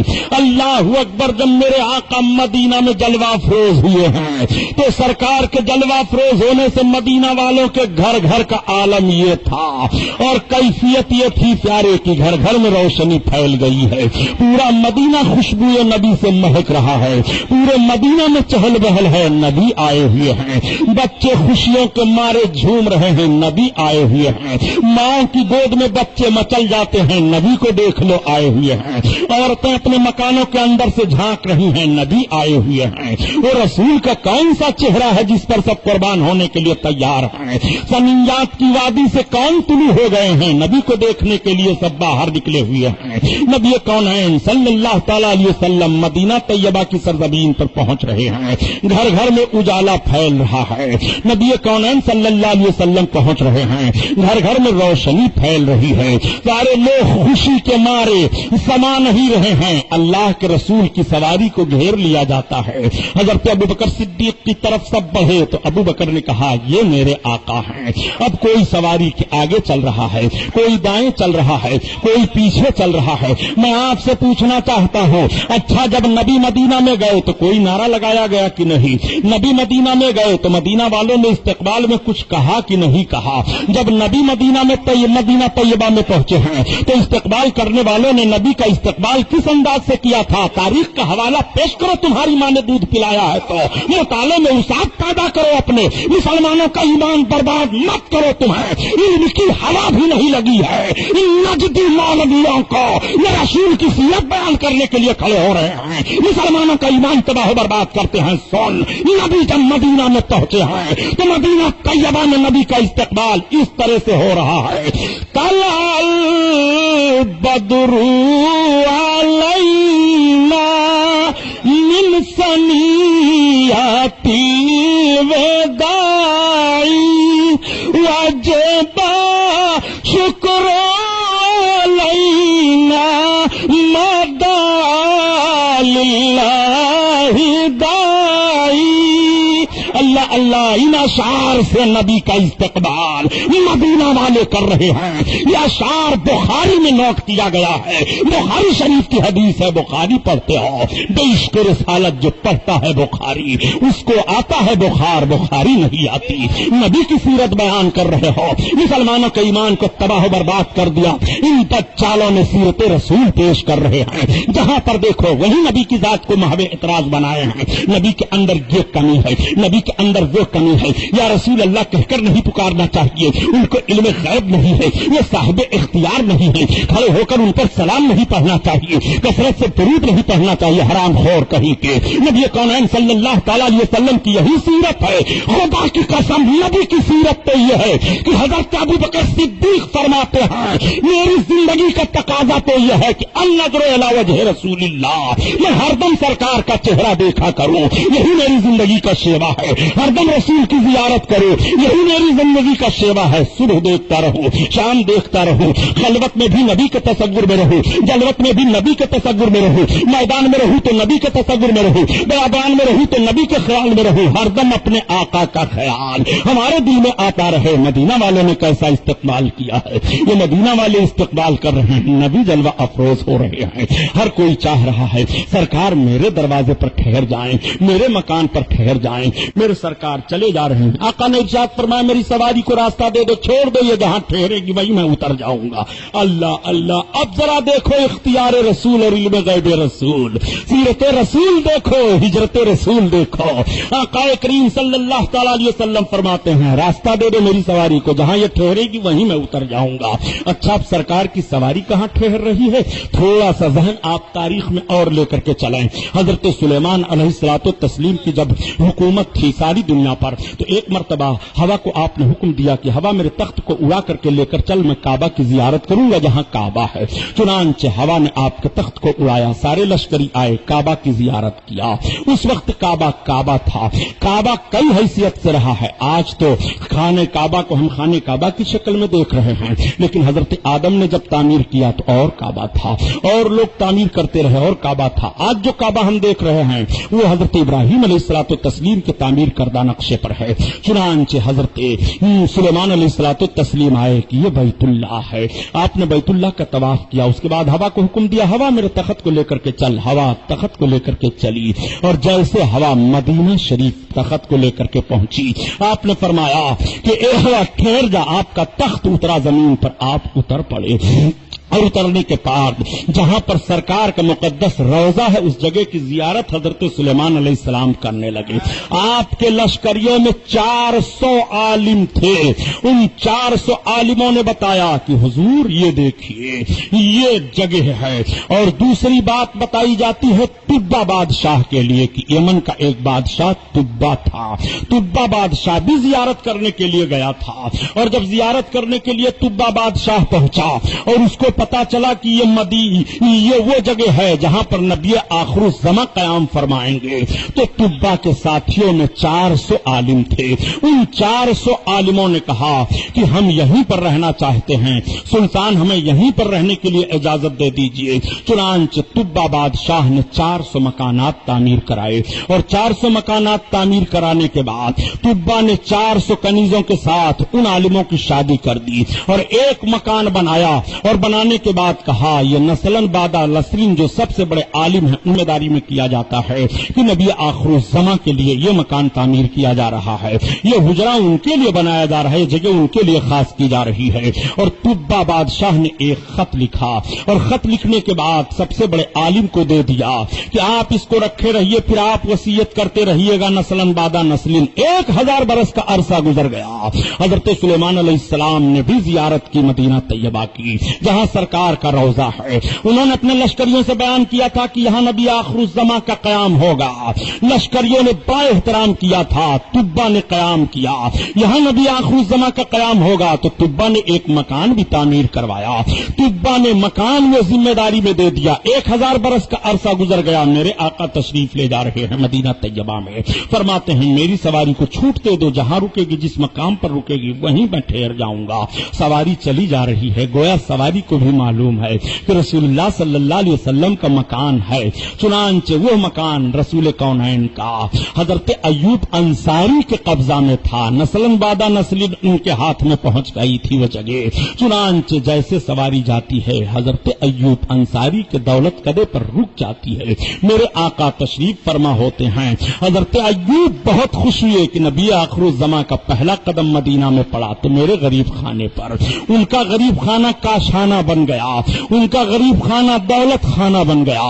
اللہ کے رسول صلی اللہ علیہ وسلم جب قیام فرما ہوئے تو اب دیکھو نبی نے کیا کیا، دیکھو رسول اللہ کے علم غیب کو، اس بات کو کیوں نہیں تم بیان کرتے ہو؟ لیکن یہ باتیں جب آتی ہیں تو جانتے ہو کیا کہہ کر گزر جاتے ہیں، یہ تو موضوع روایت ہے، جھوٹ روایت ہے، اس حدیث کا راوی تو ضعیف ہے، کمزور ہو گیا ہے، یہ باتیں تو نہیں پائی جا رہی ہیں۔ سبحانی صاحب نے تو فضیلت کے طور پر بیان کیا ہے، نادان کہیں کہ رسول اللہ صلی اللہ علیہ وسلم کے فضیلت کی بات آئی تو تم راوی کو ضعیف دیکھ رہے ہو، رسول کے وقار کی بات آ رہی ہے تو حدیث کو ضعیف دیکھ رہے ہو، علماء کے تنقید و تبصرہ اور محدثین کے تنقید و تبصرہ کی بنیاد پر تم حدیث کو موضوع قرار دے دیتے ہو۔ محدثین تو کہہ رہے ہیں کہ یہ صحیح ہے، محدثین تو کہہ رہے ہیں یہ حدیث حسن ہے، محدثین تو کہہ رہے ہیں اس کے راوی ثقہ ہیں، اور یہ جناب جی چند کتابیں پڑھ کر کے بول رہے ہیں نہیں یہ موضوع حدیث ہے، اس کو رسول کی سیرت میں نہیں بیان کرنا چاہیے۔ نبی کونین صلی اللہ تعالی علیہ وسلم نے دیکھو کیا کہا، میرے سرکار ارشاد فرماتے ہیں اے فلاں لاؤ میرا خط لاؤ جو طبا نے دیا ہے، چنانچہ وہ خط لے کر کے سرکار کی بارگاہ میں پیش فرما دیتے ہیں۔ 1000 برس کا مکتوب رسول اللہ کی بارگاہ میں پیش ہو رہا ہے اور اللہ کے رسول مانگ رہے ہیں، کسی نے بتایا نہیں تھا یا رسول اللہ آپ کا مکتوب فلاں کے پاس ہے، نہیں یہ رسول اللہ صلی اللہ علیہ وسلم کا غیب ہے، اللہ کی عطا سے میرے سرکار اس بات کو جانتے ہیں، تبھی تو اعلیٰ حضرت عظیم البرکت ذہن و فکر دے گئے۔ نادان نبی کونین کے علم پاک پر تو بحث کیوں کرتا رہتا ہے؟ ارے نبی کے علم پاک اور غیب کا حال تو یہ ہے کہ جب نہ خدا ہی چھپا تم پہ کرو درود، اور کوئی غیب کیا تم سے نہا ہو بھلا، اور جب نہ خدا ہی چھپا تم پہ کرو درود، تم پہ کرو درود۔ اللہ اللہ آقا کریم وسلم مدینہ طیبہ میں قیام فرما ہوتے ہیں، میرے سرکار مدینہ طیبہ میں ٹھہرتے ہیں، لوگ آ رہے ہیں اسلام کا کلمہ پڑھ رہے ہیں، لوگ آ رہے ہیں نبی کونین کی زیارت کر رہے ہیں۔ ایک بات اور عرض کرتا چلوں، وہ بات رہ گئی ہے ضمناً تاکہ آپ کی معلومات میں اضافہ ہو جائے۔ میرے سرکار جب ہجرت فرما کر کے راستے میں آ رہے تھے تو ایک واقعہ اور پیش آیا تھا، وہ واقعہ یہ تھا کہ مکہ والوں نے جب اعلان انعام کا کر دیا تھا تو انعام حاصل کرنے کے لیے ایک سراقہ نام کے بہت بڑے پہلوان تھے، وہ بھی اپنی سواری پر سوار ہو کر کے چل پڑے، میں رسول اللہ کو تلاش لوں گا۔ چنانچہ ان سے کسی نے بتا دیا تھا کہ دیکھو جو راستہ مکہ سے مدینہ گیا ہے اور مدینہ طیبہ سے مکہ گیا ہے، اس عام راستے کو چھوڑ کر کے ہماری نگاہ نے دیکھا ہے کہ 3-4 آدمی ادھر سے اونٹنی پر سوار ہو کر کے اور نکل رہے تھے۔ سراقہ نے فوراً اشارے سے منع کر دیا چپ ہو جاؤ، اس لیے کہ اس وقت انعام کی لالچ تھی کہ اور لوگ سن لیں گے تو سب تلاشنے کے لیے اسی راستے پر بھاگیں گے۔ چنانچہ سراقہ اپنے مکان کے پیچھے حصے سے نکلے اور اپنے غلام سے کہتے ہیں کہ لے جا میرے گھوڑے کو فلاں جگہ پر پہاڑ کے پاس کر آ۔ چنانچہ پہاڑ کے پاس غلام لے کر کے گھوڑے کو کر دیتا ہے، سراقہ گئے اس گھوڑے سوار ہو گئے اور سوار ہو کر کے اسی راستے پر جو نشیبی علاقے سے راستہ گیا ہوا تھا، جدھر سے پانی جمع ہوتا تھا، پہاڑی کے اسی پیچھے پیچھے حصے سے نکلتے ہوئے اسی راستے پر یہ بھی چلے جا رہے ہیں۔ تھوڑی دور جیسے گئے تب تک سرکار کو دیکھ لیا۔ حضرت ابوبکر عرض کرتے ہیں یا رسول اللہ مجھے آہٹ سے لگ رہا ہے کہ پیچھے کوئی آ رہا ہے۔ اب آپ کی نگاہ جب دیکھتی ہے تو آپ نے کہا یا رسول اللہ کوئی مکہ کا بڑا شہسوار معلوم ہوتا ہے۔ اب حضرت سراقہ کا بیان سنو۔ حضرت سراقہ کہتے ہیں کہ جب میں ابو بکر اور سرکار کے قریب پہنچا، بالکل قریب پہنچ گیا تھا، تو ابو بکر تو مجھے مڑ مڑ کر کے دیکھتے تھے لیکن سرکار نے میری طرف نہیں دیکھا۔ میں نے سن لیا سرکار قرآن کی تلاوت کر رہے تھے، اتنے قریب میں پہنچ گیا۔ جیسے میں قریب پہنچا اور میری نیت یہ ہوئی کہ میں ان پر حملہ کروں تو میں نے تیر نکالا فال کا، تو اس پر لکھا ہوا تھا کہ یہ کام کرنا بہتر نہیں ہے، تم ان پر کامیابی نہیں پا سکو گے۔ پہلے عرب لوگوں کا دستور یہ تھا کہ جب وہ کسی کام کے لیے جاتے تھے تو اپنی ترکش میں تیر رکھتے تھے، کئی تیر رکھتے تھے، جس میں سے ایک تیر پر لکھ دیتے تھے کہ یہ کام ہوگا اور دوسرے پر لکھتے تھے یہ کام رب کے حکم سے نہیں ہوگا، وہ دونوں رکھ لیتے تھے۔ اب جب کوئی کام کرنا چاہتے تو نکالتے تھے، دونوں تیروں میں سے جو تیر نکل جاتا اس پر عمل کرتے، اور اگر تیسرا تیر نکلتا تو جب تک یہ دونوں تیروں میں سے کوئی نہیں نکل چلتا نکالتے رہتے تھے۔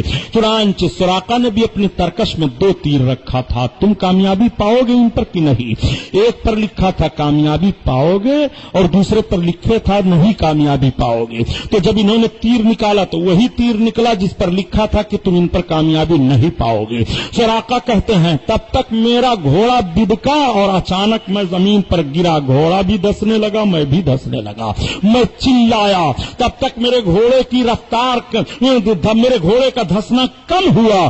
اللہ کے رسول صلی اللہ تعالی علیہ وسلم کے فرمان کو دیکھو، جب حضرت ابوبکر صدیق کی نگاہ پڑی تھی اور انہوں نے عرض کیا کہ یا رسول اللہ یہ شہسوار بالکل ہم پر کمند ڈالنا چاہتا ہے، تو نبی کونین ارشاد فرماتے ہیں یا ارض خذیہ، اے زمین سراقہ کو پکڑ لے۔ نبی کا فرمان جاری ہونا تھا، زمین پکڑ رہی ہے سراقہ کو۔ جس رسول کو آپ دیکھ رہے ہیں کہ مکہ میں رات کی تاریکی میں وہ اپنے وطن کو چھوڑ کر کے مدینہ کی طرف چل رہے ہیں، وہی اللہ کے رسول زمین کو حکم دے رہے ہیں زمین سراقہ کو پکڑ لے۔ سراقہ کے گھوڑے کو زمین نے پکڑ لیا، 3 دفعہ اس طرح کا واقعہ ہوا تو اللہ کے رسول ارشاد فرماتے ہیں اے سراقہ یہ کام کیوں تو کر رہا ہے؟ کیوں جس کی زلفوں کا اسیر بن کر کے تجھے جینا مقدر ہے، جس کے قدموں میں تیری زندگی گزرے گی، کیوں تو جنگ کر رہا ہے اپنی تقدیر سے؟ سراقہ نے کہا اب میں آپ پر حملہ نہیں کروں گا، لیکن میں آپ کو کچھ دے دوں، کھانے پینے کی چیز لے لے۔ محبت ہو گئی سراقہ کو۔ میرے سرکار نے فرمایا نہیں مجھے کسی چیز کی ضرورت نہیں ہے۔ تو سراقہ نے عرض کیا یا رسول اللہ ہم کو امن و امان لکھ کر کے دے دیجیے۔ اللہ کے رسول نے حضرت ابوبکر سے فرمایا کہ سراقہ کو ایک چمڑے کے ٹکڑے پر لکھ کر کے امن و امان دے دو۔ چنانچہ امن و امان لکھ کر کے حضرت ابوبکر نے سراقہ کو دے دیا۔ سراقہ جب چلنے لگے تو سرکار نے فرمایا آخر تم آئے کیوں تھے؟ کہا عرب کے لوگوں نے یا رسول اللہ تمام آپ کے دشمنوں نے کہا تھا کہ سرخ 100 اونٹنیاں انعام دی جائیں گی، انعام کی لالچ میں آیا تھا۔ اللہ کے رسول مسکراتے ہوئے فرماتے ہیں اے سراقہ میں تیرے ہاتھ میں سونے کا کنگن دیکھ رہا ہوں، تو مجھے گرفتار کرنے کے لیے آیا ہے، لیکن جب تو میرے قدموں میں آئے گا تو تیرے ہاتھ میں سونے کا کنگن دیکھ رہا ہوں۔ سراقہ یہ خوشخبری لے کر چلے جاتے ہیں اور چند دن کے بعد مدینہ طیبہ میں حاضر ہو کر کے وہ خود کلمہ پڑھ کر کے اسلام میں داخل ہو گئے۔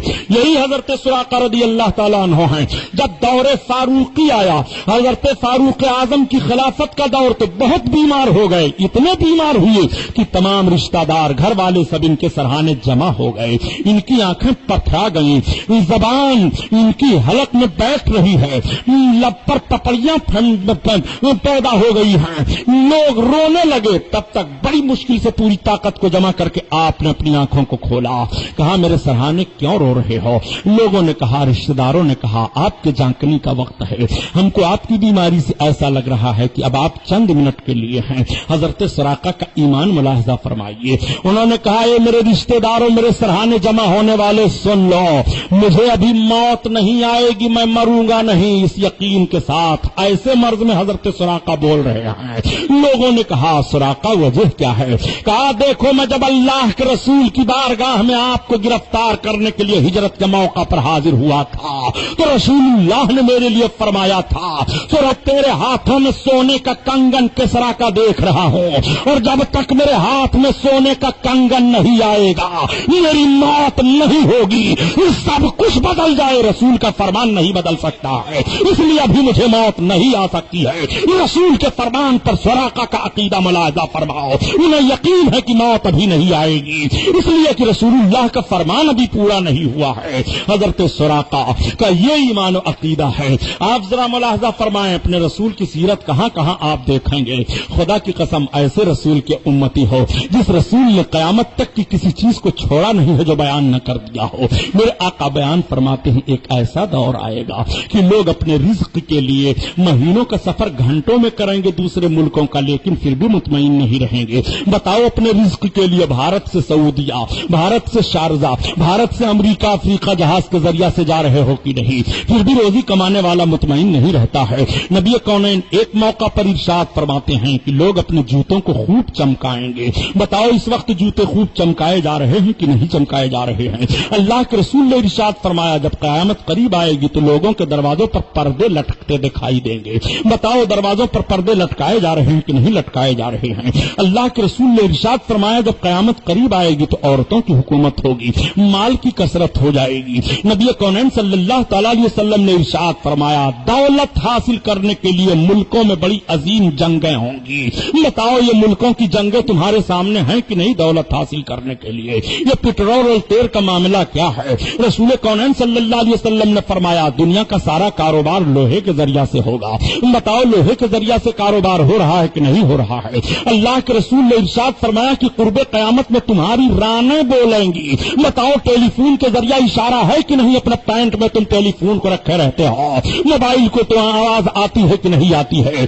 رسول اللہ نے کس چیز کو بیان نہیں فرما دیا ہے؟ میرے سرکار نے زندگی کا ہر شعبہ بیان فرما دیا، پھر بھی کہہ رہے ہو نبی نے یہ نہیں بتایا، نبی نے یہ نہیں بتایا۔ نبی فرما رہے ہیں بازاروں کی کثرت ہوگی، نبی فرما رہے ہیں ماں باپ کی نافرمانی کی جائے گی، نبی فرما رہے ہیں زنا ایسے ہو جائے گا جیسے جانور آپس میں رہتے ہیں، نبی فرما رہے ہیں شراب پانی کی طرح پی جائے گی، نبی فرما رہے ہیں عورتیں کپڑا پہنے ہوئے بھی ننگی دکھائی دیں گی۔ یہ سب نبی کونین صلی اللہ علیہ وسلم نے بتایا۔ وہ صاحب آپ کے سامنے گزر رہا ہے کہ نہیں؟ یہ موٹی موٹی نشانیاں سامنے آ رہی ہیں کہ نہیں؟ کہاں کہاں سیرت رسول تم دیکھو گے؟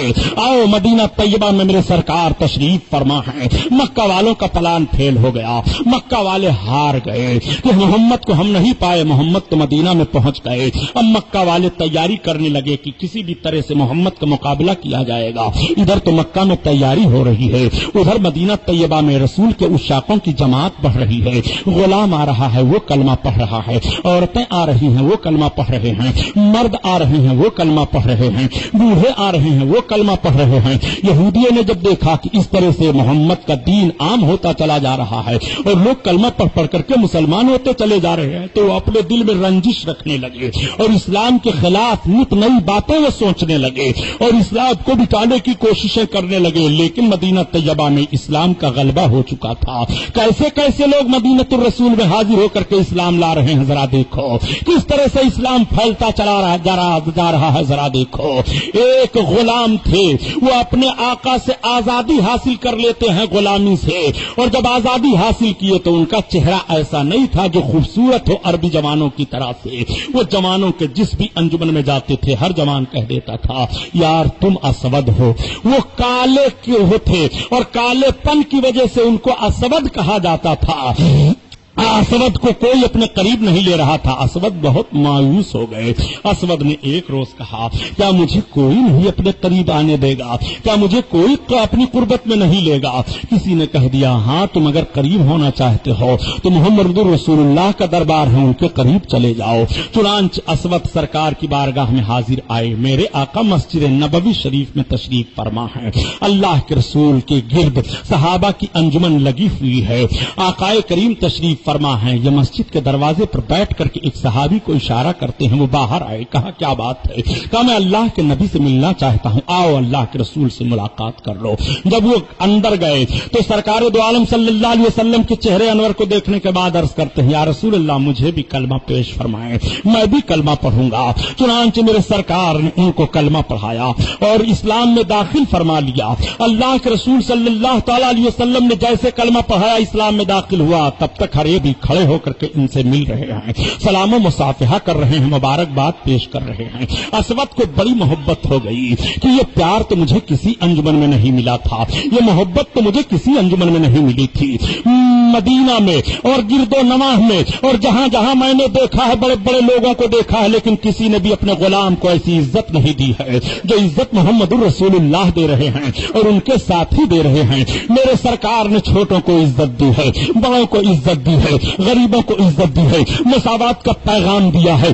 آج نبی کونین صلی اللہ تعالی علیہ وسلم کے تعلق سے یہ کہا جا رہا ہے کہ مسلمانوں کے پیغمبر اسلام نے بتوں کو توڑا ہے، ہمارے معبودوں کو توڑا ہے، اس لیے ان کا کوئی حق نہیں ہے کہ وہ ہندوستان میں مسجد کی تعمیر کریں۔ یہ جملہ توگڑیا جی کہہ رہے ہیں۔ توگڑیا جی کو معلوم ہونا چاہیے کہ پیغمبر اسلام کے بت کے توڑنے کو تم دیکھ کر کے مسجدوں پر پابندی لگاؤ گے، پابندی نہیں لگے گی۔ پیغمبر اسلام نے بتوں کو توڑا توڑا, پیغمبر اسلام کے شیدائیوں نے بتوں کو توڑا. ہم مسلمان ہیں, ہم کسی پتھر کو خدا نہیں کہیں گے, ہم کسی درخت کو خدا نہیں کہیں گے, ہم کسی پتھر کو کبھی بھی کسی حالت میں کلمہ پڑھنے والا خدا نہیں تسلیم کرے گا. اگر تم پتھروں کو خدا تسلیم کر رہے ہو اور معبود مان رہے ہو اور کہہ رہے ہو کہ ہمارے معبودوں کو پیغمبر اسلام نے توڑا ہے, تو کل پیغمبر اسلام نے توڑا تھا. آج بھی دنیا میں مسلمان معبودان باطل کے خلاف جنگ کرنے کے لیے تیار ہے. ان پتھروں کو توڑا گیا ہے اور توڑا جاتا رہے گا. ہمارا خدا ایک ہے جس کا پیغام اللہ کے رسول نے دیا ہے, لا الہ الا اللہ محمد الرسول اللہ. یہ اتنے بڑے ظالم ہیں, نبی کی ہسٹری پر حملہ کر رہے ہیں. تو گڑیا جیسے پھکڑ لوگ نبی کونین کی ہسٹری نہیں پڑھ پائیں گے. ظالم, تجھے نبی کی ہسٹری دیکھنا ہے تو دیکھ لے. رسول اللہ نے غلاموں کو کیسی زندگی عطا فرمائی ہے, نبی نے عورتوں کو کیسا درجہ عطا فرمایا ہے, رسول اللہ نے غلاموں کو کیسا وقار عطا فرمایا ہے. لوٹ لیا تھا دنیا کے لوگوں نے انسانیت کی شرافت کو, لوٹ لیا تھا دنیا کے لوگوں نے انسانیت کے تقدس کو. نبی کونین کا احسان ہے کہ ماں اور باپ اور بیٹے کا احترام سرکار نے بیان فرما دیا, چھوٹوں کو عزت سرکار نے دی ہے. اسلام کے قانون سے آج تم حکومت کر رہے ہو, اسلام کے قانون سے تمہیں کپڑا پہننے کا سلیقہ معلوم ہوا ہے, اسلام کے قانون سے تمہیں حکمرانی کا دستور معلوم ہوا ہے. اسلام کا قانون ہٹا دو, پھر اپنا قانون تم لاؤ. دیکھو تمہارا لباس پہننے کا معاملہ تو یہ تھا کہ آگے پیچھے رسی ہوتی تھی, دھول میں تم اٹے ہوتے تھے, لوکی تم بھی ہاتھ میں لیے رہتے تھے, چمٹا لے کر کے آگے بڑھتے تھے. اگر اقوام متحدہ میں اس شکل میں تم پہنچ جاؤ گے تو انسان نہیں کہے جاؤ گے, بلکہ بھارت کا بھوت تمہیں کہا جائے گا. تمہارا یہ لباس تھا. مذہب اسلام سے تم نے لباس پہننے کا سلیقہ لے لیا ہے اور مذہب اسلام کا سلیقہ لے کر کے باوقار دکھائی دے رہے ہو. آج سڑکوں پر درختیں جو لگائے جا رہے ہیں, یہ اسلامی حکمرانوں نے ذہن و فکر دیا ہے. ڈاک جو قائم کیے گئے ہیں, یہ اسلامی حکمرانوں نے ذہن و فکر دیا ہے. تمہاری حکومتوں کا جائزہ لیا جائے تو تمہاری قلعی کھل جائے گی کہ تم کیسے تھے. یہ تمہارے گھر کا راجہ داہر ہے جس نے اپنی سگی بہن ماں رانی سے شادی کی تھی. لاؤ مذہب اسلام کا قانون تم پیش کرتے ہو. یہ مذہب اسلام نے عورتوں کا مذاق اڑایا ہے. نادان, یہ دیکھ مذہب اسلام نے کتنی عزت عورتوں کو دی ہے. ماں کی حیثیت سے ماں کو عزت دیا, بیٹی کی حیثیت سے بیٹی کو عزت دیا, باپ کی حیثیت سے باپ کو عزت دیا, چھوٹے کی حیثیت سے چھوٹوں کو عزت دیا, بڑوں کی حیثیت سے بڑوں کو عزت دیا. نبی کونین کی بارگاہ میں غلام حاضر ہو کر کے اسلام قبول کر رہا ہے. نبی پیار پیش کر رہے ہیں, نبی محبت پیش کر رہے ہیں. وہی اسود ہیں, ہر طرح سے سرکار کی خدمت کرتے چلے جا رہے ہیں. ایک روز اسود کے دل میں یہ بات آئی کہ میں نوجوان ہوں, میں کما سکتا ہوں, کاش میری شادی ہو جاتی تو میں شادی کے لطف سے بھی اندوز ہو جاتا, شادی کے لطف کو بھی حاصل کر لیتا. چنانچہ اسود نے چپ کے کئی قبیلوں میں پیغام شادی کا دیا. ہر قبیلے والے نے انکار کر دیا کہ اسود تمہارا دل تو ضرور محبت رسول کا مدینہ ہے, لیکن عرب کی کوئی لڑکی اسود تمہیں قبول کرنے کے لیے تیار نہیں ہے. تمہارا چہرہ اتنا خوبصورت نہیں ہے جو عربی زمانوں کا ہے, اس لیے عربی لڑکی تمہارے سے نکاح کرنے کے لیے تیار نہیں ہے. اسود مجبور ہو گئے.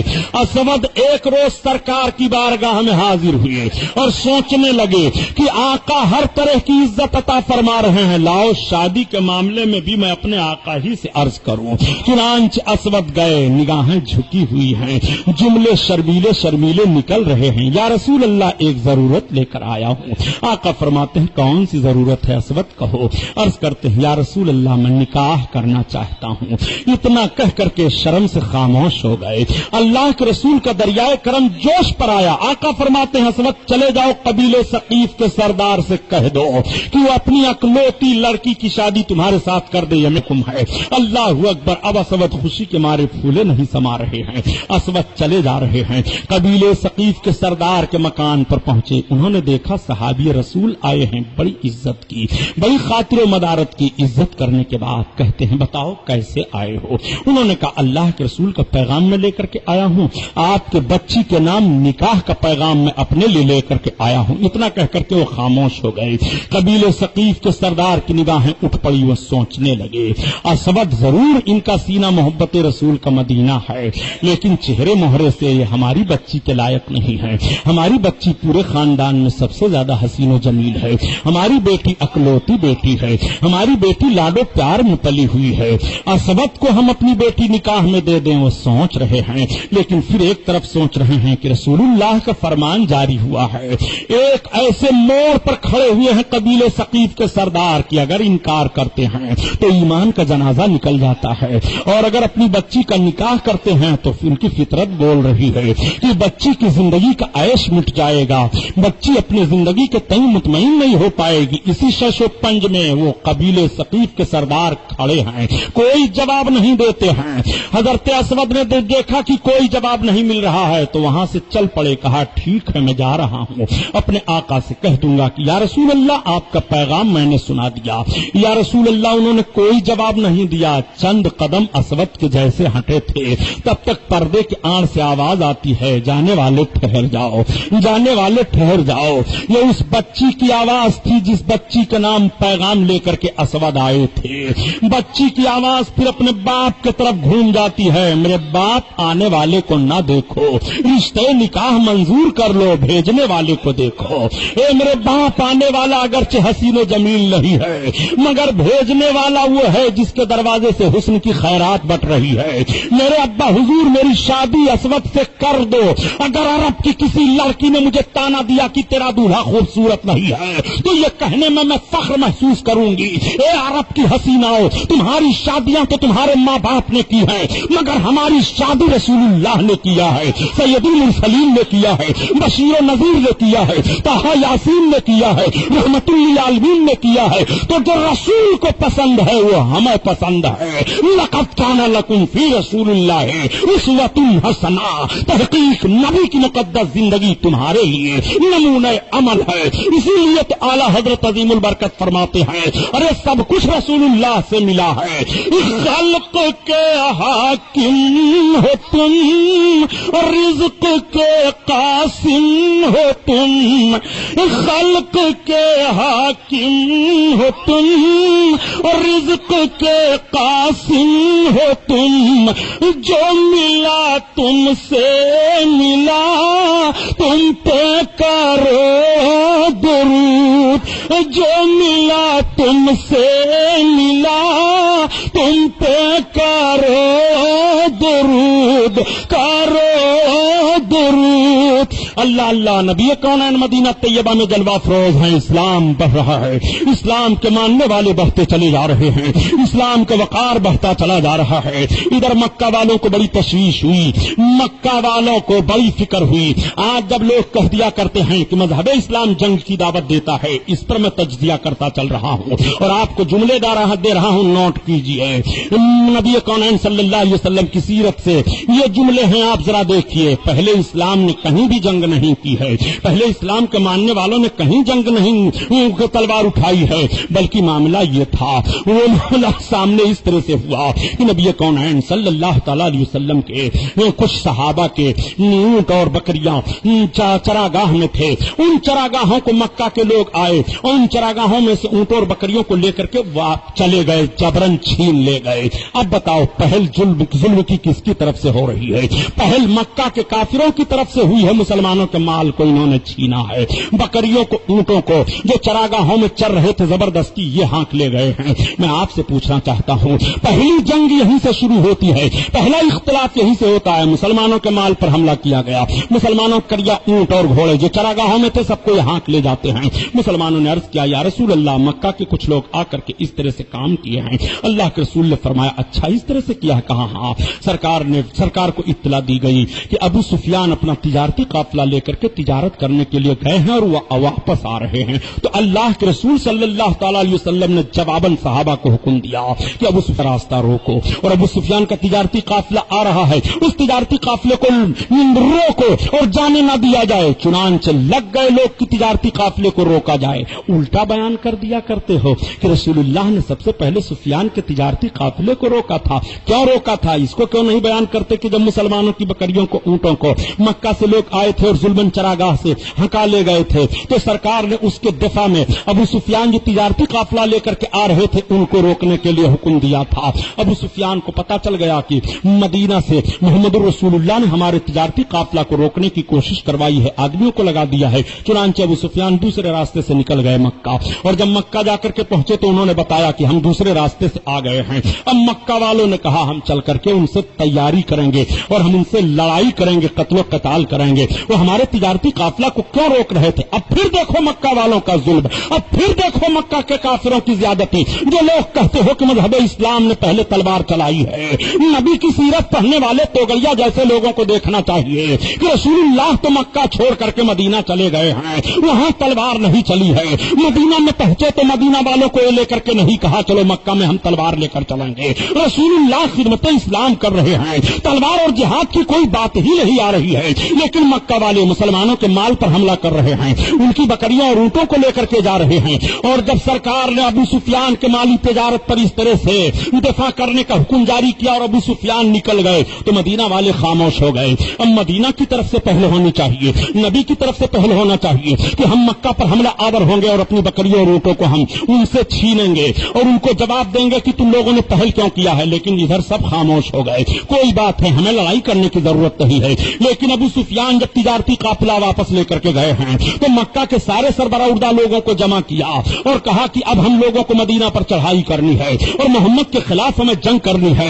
अबू सुफियान, अबू जहल, अबू लहब, ये तमाम बड़े बड़े सरदार, उतबा, शैबा, ये सबके सब इकट्ठा हो जाते हो उमय्या बिन खलफ और इकट्ठा होकर के 1000 कुफार कुरैश के मक्का के सारे लोग तैयार हो जाते हैं और तैयार होकर के मदीना की तरफ चल पड़ते हैं। अब मुझे बताओ पहल किसकी तरफ है। मदीना से फौज मक्का लड़ने के लिए गई थी कि मक्का से काफिरों की फौज मदीना लड़ने के लिए आ रही है। जो फौज मदीना लड़ने के लिए काफिरों की आ रही है ज्यादती उनकी तरफ से है तो पहली ज्यादती काफिरों की तरफ से होती है। मुसलमान दफा करता है, मुसलमान कत्ल क़ताल नहीं करता है। आज भी ज्यादती काफिरों की तरफ से हो रही है, मुसलमान दफा करता है और दफा करने की सूरत में उसको दहशतगर्द कहा जा रहा है। तो रसूल की सीरत को जरा मुलाहजा कर और देख ले, मदीना से मुसलमानों के लश्करी नहीं मक्का की तरफ जा रहे हैं बल्कि मक्का से काफिरों के लश्करी मदीना तैयबा पर हमला करने के लिए आ रहे हैं। तो जो लोग आ रहे हैं मुजरिम वो हैं कि जो लोग अपने वतन में हैं मुजरिम वो हैं। तज्जिया करो सीरत रसूल का। जिहाद जिहाद चिल्लाते हैं, शराब पी करके नबी की सीरत आए हैं पढ़ने के लिए, पूरी पकौड़ी खा करके नबी की सीरत आए हैं बयान करने के लिए। नबी कौनैन सल्लल्लाहु अलैहि वसल्लम की सीरत पता लगाते हैं। नबी कौनैन की सीरत पता लगानी है तो पहले नबी के कदमों में आना पड़ेगा। ये तुम्हारा जुर्म है, ये तुम्हारे कराइन हैं जो साबित कर रहा हूं। मजहब इस्लाम फैल रहा है, मजहब इस्लाम को मिटाने की पूरी कोशिश की गई। नबी ने मक्का छोड़ दिया, मदीना तशरीफ ले गए और फिर भी मक्का के काफिर मदीना की तरफ बढ़ रहे हैं। इस सीरत को आप जहन में नहीं रखोगे, सिर्फ एक जुमला उनसे कह दो कि हमारे सरकार मक्का की तरफ लड़ने के लिए नहीं आए हैं पहले, बल्कि मक्का के काफिर मदीना की तरफ लड़ने के लिए गए हैं और 1000 फौज लेकर के गए हैं। नबी कौनैन को पता चल गया, अल्लाह के रसूल सल्लल्लाहु अलैहि वसल्लम को इत्तला दे दी जाती है कि कुफ्फारान कुरैश और मक्का के दूसरे कबीले के तमाम काफिर मदीना की तरफ आ रहे हैं कत्ल कताल करने के लिए। अब ऐसी सूरत में बताओ दफा किया जाएगा कि नहीं? ऐसी सूरत में अगर दफा किया जाए तो ये जिहाद नाजायज है कि जायज है? जायज है। हिंदुस्तान में सियासत करने वालों, अगर पाकिस्तान सरहद पर हमला तो दूसरे मुल्क के लोग मुल्क पर हमला करके मुल्क का अमन अमान गारत कर देंगे कि नहीं? ऐसे मौके पर अब जरूर हो जाता है कि फौज लगाई जाए, जवान अपने खून की कुर्बानी पेश कर दें, सरहद पर हिफाजत करें। अगर ये कह दिया जाए कि साहब हम कत्ल कताल नहीं करेंगे तो मुल्क आ जाएगा, मुल्क के लोग दूसरों के हाथ में चले जाएंगे। मेरे सरकार सल्लल्लाहु अलैहि वसल्लम पर और आपके सहाबा पर अब जरूरी हो गया था कि नहीं कि मदीना तैयबा पर ये चढ़ करके आ रहे हैं हमला करने के लिए। नबी कौनैन सल्लल्लाहु अलैहि वसल्लम ने अपने दीवानों को इकट्ठा किया। सरकार के दीवाने कितने आ रहे हैं? मेरे आका सल्लल्लाहु अलैहि वसल्लम ने जब अपने दीवानों को शुमार किया, लाइन लग जाती है तो कोई ऐसा भी दीवाना दिखाई दे रहा है जिसके हाथ में कुछ नहीं है। मैदान में चलोगे, हाँ या रसूल अल्लाह, मगर मेरे पास कुछ नहीं है। सरकार ने मुलाहजा फरमाया कि किसी के हाथ में तलवार है तो किसी के हाथ में ढाल है, कोई पैदल है, किसी के पास घोड़ा है, किसी के पास कुछ नहीं है, सिर्फ 300 अफराद हैं। 300 अफराद का यह पहला दस्ता मदीना तैयबा से मुसलमानों की हिफाजत, मसाब इस्लाम के कानून और वतन की हिफाजत के लिए तैयार हो रहा है। उस 300 दस्ते में छोटे छोटे बच्चे भी दिखाई दे रहे थे। मेरे सरकार ने छोटे बच्चों को दूर कर दिया, बच्चों निकल जाओ। मगर 2 बच्चों की तारीख ऐसी मिल रही है कि वो दोनों अपने अंगूठे के बल खड़े हो जाते हैं। اللہ کے رسول کی نگاہ مقدس پڑی، سرکار مسکرا پڑے. آقا نے ایک بچے سے ارشاد فرمایا، بیٹا تم ابھی جنگ میں نہ جاؤ، نکل پڑو. ایسے موقع پر دشمن کو زیر کرنے کے لیے تنکے کا سہارا کافی ہوتا ہے. میرے سرکار کو اطلاع دے دی گئی کہ پورے کفاران مکہ ہم پر حملہ آور ہونے والے ہیں، اور یہ میرے دیوانوں کے چھوٹے چھوٹے بچے ہمارے لیے نکل آئے ہیں، اپنے خون کی قربانی پیش کرنا چاہتے ہیں. نبی کونین کے مقدس آنکھوں میں آنسو آ گئے. اللہ کے رسول نے رب کی بارگاہ میں دعا کی، پروردگار یہ چھوٹے چھوٹے بچے خون کی قربانی دینے کے لیے، مذہب اسلام کے بقا کے لیے، تیرے محبوب کے قدموں میں قربان ہونے کے لیے نکلے ہیں، مولا ان کی لاج رکھنا. میرے آقا فرماتے ہیں، بیٹا تم نہ جاؤ. انہوں نے عرض کیا، یا رسول اللہ یہ میرے بغل میں کھڑے ہوئے ہیں، آپ نے ان کو نہیں کہا کہ نہ جاؤ، آپ ہمیں کہہ رہے ہیں. یا رسول اللہ میں ان کو کشتی میں پچھاڑ دیتا ہوں. میرے سرکار نے ارشاد فرمایا، اچھا کشتی لڑو. سب سے نکال کر کے کشتی لڑائی جاتی ہے، تو واقعی انہوں نے پچھاڑ دیا. دونوں سرکار کا چہرہ دیکھ رہے ہیں. میرے آقا اگر جس نے کشتی میں پچھاڑا تھا ان کو کہیں بیٹا تم چلو، اور جو کشتی میں پچھڑ گئے تھے ان کو کہیں نہ چلو تو دل شکنی ہوگی. سرکار فرماتے ہیں، اچھا تم دونوں چلو. وہ دونوں بچے جب میدان بدر میں پہنچے ہیں تو انہوں نے ہی ابو جہل کو مارا تھا، اور ابو جہل کو ایسے انداز سے مارا تھا کہ حضرت عبد الرحمن ابن عوف کہتے ہیں کہ دو بچے آئے اور مجھ سے پوچھنے لگے، چچا رسول اللہ صلی اللہ علیہ وسلم کا دشمن ابو جہل کہاں ہے؟ تو فرماتے ہیں میں بچوں کو دیکھ کر کے حیران رہ گیا. میں نے کہا بچوں تم کیا کرو گے؟ تو ان بچوں نے کہا، جس کو حفیظ جالندھری نے اپنی زبان میں بڑے اچھے انداز سے بیان کیا ہے، قسم کھائی ہے مر جائیں گے یا ماریں گے ناری کو، اور سنا ہے گالیاں دیتا ہے وہ محبوب باری کو.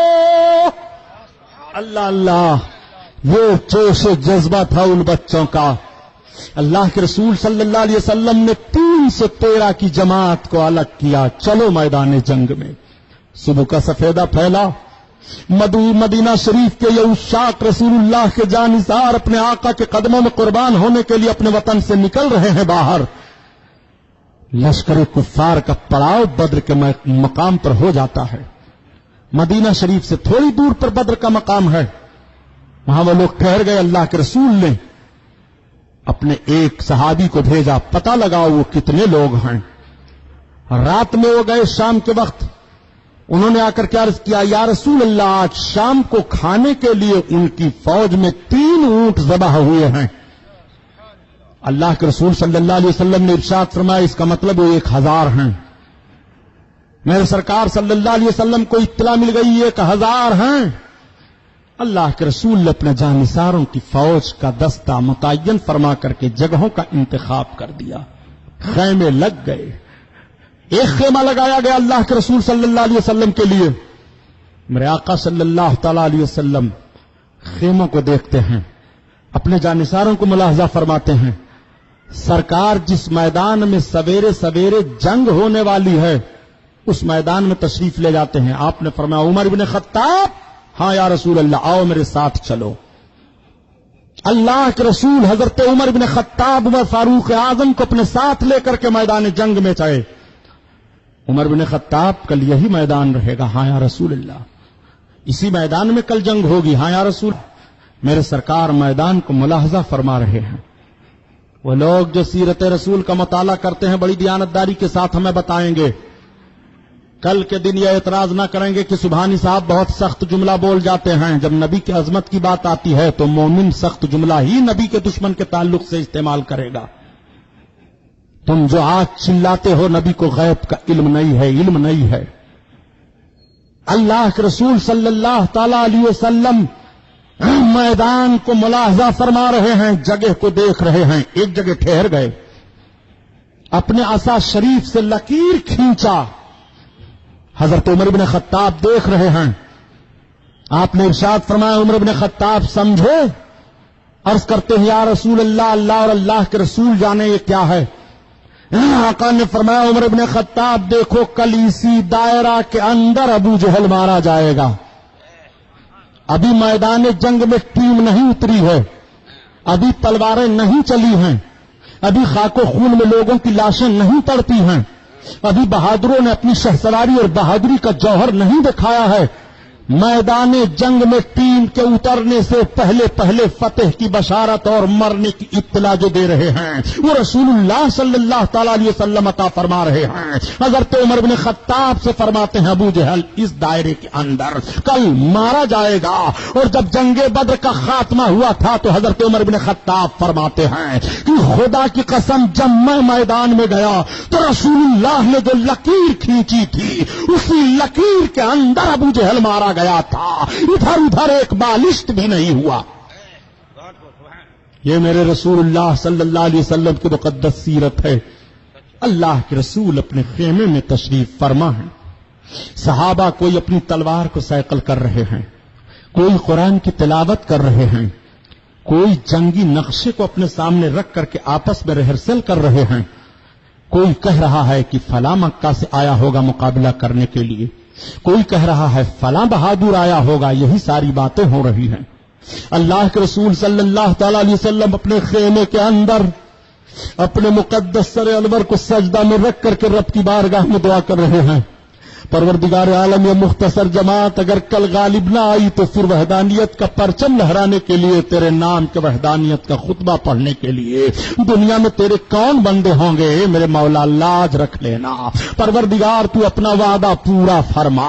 اللہ کے حبیب رات بھر دعا فرماتے رہے، آپ کا سر سجدہ میں رہا، آنکھوں سے آنسو گرتے رہے، سجدہ کی زمین بھیگ جاتی ہے۔ حضرت ابوبکر صدیق رضی اللہ تعالیٰ عنہ اپنی تلوار لے کر کے خیمے کے گرد چکر لگا رہے ہیں، ادھر آ رہے ہیں، ادھر جا رہے ہیں، ادھر گھوم رہے ہیں، ادھر چل رہے ہیں۔ کسی نے پوچھا اے ابوبکر ابن قحافہ، رسول اللہ کے خیمے کے قریب اس طرح سے چکر کاٹنا چاروں طرف کیا معنی رکھتا ہے؟ آپ کہتے ہیں اے لوگوں میں اندیشہ سوچتا ہوں کہ ایسا نہ ہو کوئی دشمن ادھر سے آ جائے تو ادھر چلا جاتا ہوں، کوئی دشمن ادھر سے نہ آ جائے تو ادھر گھومتا رہتا ہوں، اس لیے میں اپنے سرکار کے خیمے کی رکھوالی کر رہا ہوں۔ حضرت عمر فاروق اعظم اور دوسرے صحابہ فرماتے ہیں کہ کسی کی ہمت نہیں ہو رہی تھی کہ رسول اللہ کے خیمے کی نگرانی رات کی تاریکی میں کرے، یہ ہمت ابو بکر کی تھی۔ حضرت ابو بکر صدیق نے یہ ہمت اپنے اندر پا لیا اور سرکار کے خیمے کے گرد گرد تلوار لے کر کے گھومتے رہے،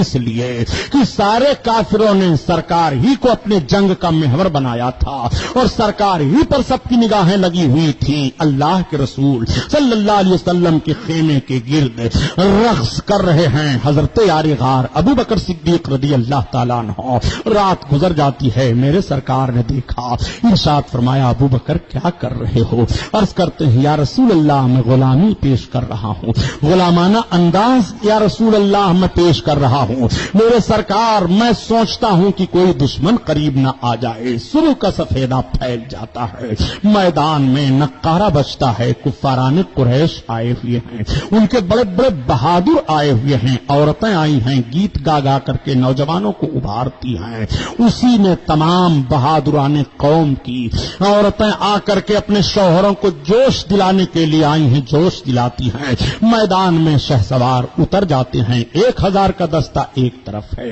اور 313 اس میں کچھ نہتھے بھی ہیں ایک طرف کھڑے ہیں۔ رسول اللہ صلی اللہ تعالی علیہ وسلم کے چہرے انور پر ہردم سب کی نگاہ جاتی ہے، ہردم سب اپنے نتیجے پر غور فرماتے ہیں۔ آج یہ پہلی جنگ ہونے جا رہی ہے، آج یہ پہلا خون بہا رہا ہے اسلام کے لیے، اسلام کی پہلی جنگ ہوئی ہے تو اسلام کے جنگ کرنے والوں نے اپنی طرف سے پہل نہیں کی ہے، اپنے وطن میں رہ کر کے یہ اپنے دشمن کا مقابلہ کر رہے ہیں۔ اے اسلام پر اعتراض کرنے والوں، مدینہ طیبہ کے ان 313 مجاہدوں کا جوہر دیکھو، جب کفاران مکہ کے جوان سامنے آتے ہیں اور للکارتے ہیں اے فلاں فلاں تم کیوں آئے ہو؟ قتل ہونے کے لیے چلے جاؤ، تمہارے ہاتھ میں تو تلوار بھی نہیں ہے، تم لوگوں کے پاس تو گھوڑے بھی نہیں ہیں، تم لوگوں کے پاس تو قتل و قتال کرنے کے لیے سامان بھی نہیں ہے، کس بنیاد پر تم آئے ہو؟ تو وہ پکار کر کے کہہ دیتے ہیں نہ طاعت پر، نہ تقوی پر، نہ زہد و اتقاء پر ہے، ہمارا ناز جو کچھ ہے محمد مصطفیٰ پر ہے، ہمارے پاس تلوار تو نہ صحیح مگر فاتح کونین ہمارے ہیں، ہمارے پاس تلوار تو نہ صحیح مگر رحمت للعالمین کے قدموں میں ہم ہیں. ہمارے پاس گھوڑے تو نہ صحیح مگر معراج میں تشریف لے جانے والے آقا کی بارگاہ میں ہم ہیں. ہمارے پاس مال و زرع اور ڈھال نہ صحیح رسول اللہ صلی اللہ علیہ وسلم کی بارگاہ میں ہم ہیں. آقا کے قدموں میں ہم ہیں. ہمیں جو کچھ ناز ہے اپنے نبی کونین صلی اللہ علیہ وسلم پر ناز ہے. جنگ کا نقشہ سامنے آتا ہے تو آج کی طرح جنگ کا معاملہ نہیں تھا کہ بم مار دیا جائے. آج کی طرح سے جنگ کا معاملہ نہیں تھا کہ ہوائی جہاز کے ذریعہ سے بارود گرائے جائیں. آج کی طرح سے جنگ کا معاملہ نہیں تھا کہ چوری چھپے چھپ کر کے کوئی گولا پھینکا جائے. آمنے سامنے کی جنگ ہوتی تھی, تلواریں چمکتی تھی, میدان میں صفیں لگی رہتی تھی, بیچ کا میدانی حصہ چھوٹا رہتا تھا. ادھر سے بہادر نکلتا, ادھر سے دوسرا بہادر نکلتا, دونوں میں آزمائش ہوتی, دونوں میں تلواریں چلتی. اس طرح سے جنگ کا معاملہ تھا. چنانچہ کافروں کی طرف سے پہل ہوتی ہے. اللہ کے رسول نے ارشاد فرمایا میری طرف سے کوئی تلوار لے کر کے پہلے نہ نکلے گا. اب بھی ذرا اسوہ رسول پڑھ لو, اب بھی رسول اللہ کی سیرت دیکھ لو. ایسے موقع پر بھی رسول اللہ صلی اللہ علیہ وسلم نے پہل نہیں کی ہے. ایسے موقع پر بھی اگر پہل ہوتی ہے تو مکہ کے کافروں کی طرف سے ہوتی ہے. ایسے موقع پر بھی اگر پہلی تلواریں نکلتی ہیں تو مکہ کے کافروں کی نکلتی ہیں. تم کہاں کہاں مذہب اسلام پر الزام لگاؤ گے؟ ذرا سیرت رسول مطالعہ تو کرو. نبی کونین صلی اللہ علیہ وسلم کی مقدس زندگی پاک تو دیکھو. اللہ کے رسول صلی اللہ تعالی علیہ وسلم ارشاد فرما سکتے تھے میرے بہادر اب تلواریں نکل کے تم بھی نکلو اور تم سب سے پہلے پہل کرو. نہیں, آقا نے روک دیا ہے. سارے لوگ بیٹھ کے اپنی جگہ پر کھڑے ہوئے ہیں. ایک بہادر نکلتا ہے اور نکلنے کے بعد کہتا ہے ہم قبیلے قریش کے بہادر فلاں ابن فلاں ہیں. آؤ کون آتا ہے ہمارے مقابلے میں؟ مگر ہمارے مقابلے میں کوئی قریشی آئے گا, ہمارے مقابلے میں کوئی ہمارا ہی خاندان کا آئے گا. اللہ کے رسول صلی اللہ علیہ وسلم کی نگاہ جاتی ہے. انصار تڑپ جاتے ہیں, مدینہ کے جمع مرد تڑپ جاتے ہیں. یا رسول اللہ ہم جائیں؟ نہیں, سرکار نے روک دیا. نہیں, چنانچہ سرکار کے چچا حضرت حمزہ اور مولائے کائنات حضرت علی اپنی تلواروں کو لے کر کے باہر نکلتے ہیں. پہلے مکہ کے کافروں کی تلواریں آئی ہیں, اس کے بعد حضرت حمزہ حضرت علی اپنی تلوار کو میدان میں لے کر کے گئے ہیں. حضرت علی نے کہا اور سنو میں علی ابن ابی طالب ہوں, اور سنو میں عبد المطلب کا پوتا ہوں, اور سنو میں محمد رسول اللہ کا کون ہوں, غلام ہوں. حضرت حمزہ نے کہا سنو میں کون ہوں. انہوں نے بھی رجز کے اشعار پڑھے, آؤ قریش کا کون جوان ہمارے مقابلے میں آتا ہے. انہوں نے بعد میں یہ کہا ہے, پہلے مکہ کے ان شہ سواروں نے کہا جن کو اپنی شہ سواری پر ناز تھا, جن کو اپنی بہادری پر ناز تھا. تلواریں چمکتی ہیں, یکا دکا قتل ہونا شروع ہو جاتا ہے. میدان بدر میں لڑائی جاری ہو جاتی ہے. میرے سرکار کی نگاہ مقدس ملاحظہ فرما رہی ہے میرے جوان آج لڑ رہے ہیں, میرے جوان مذہب اسلام کے تعلق اور دفاع کے لیے تلواریں چلا رہے ہیں. نبی کی مقدس آنکھیں بھیگ گئی ہیں, رب کی بارگاہ میں دعا کر رہے ہیں. بڑا خونریز مارکا ہوتا ہے. میدان بدر میں 3 سے 13,000 سے ٹکرائے ہوئے ہیں. ایک صحابی کی تلوار ٹوٹ گئی, ان کے پاس کچھ نہیں رہ گیا.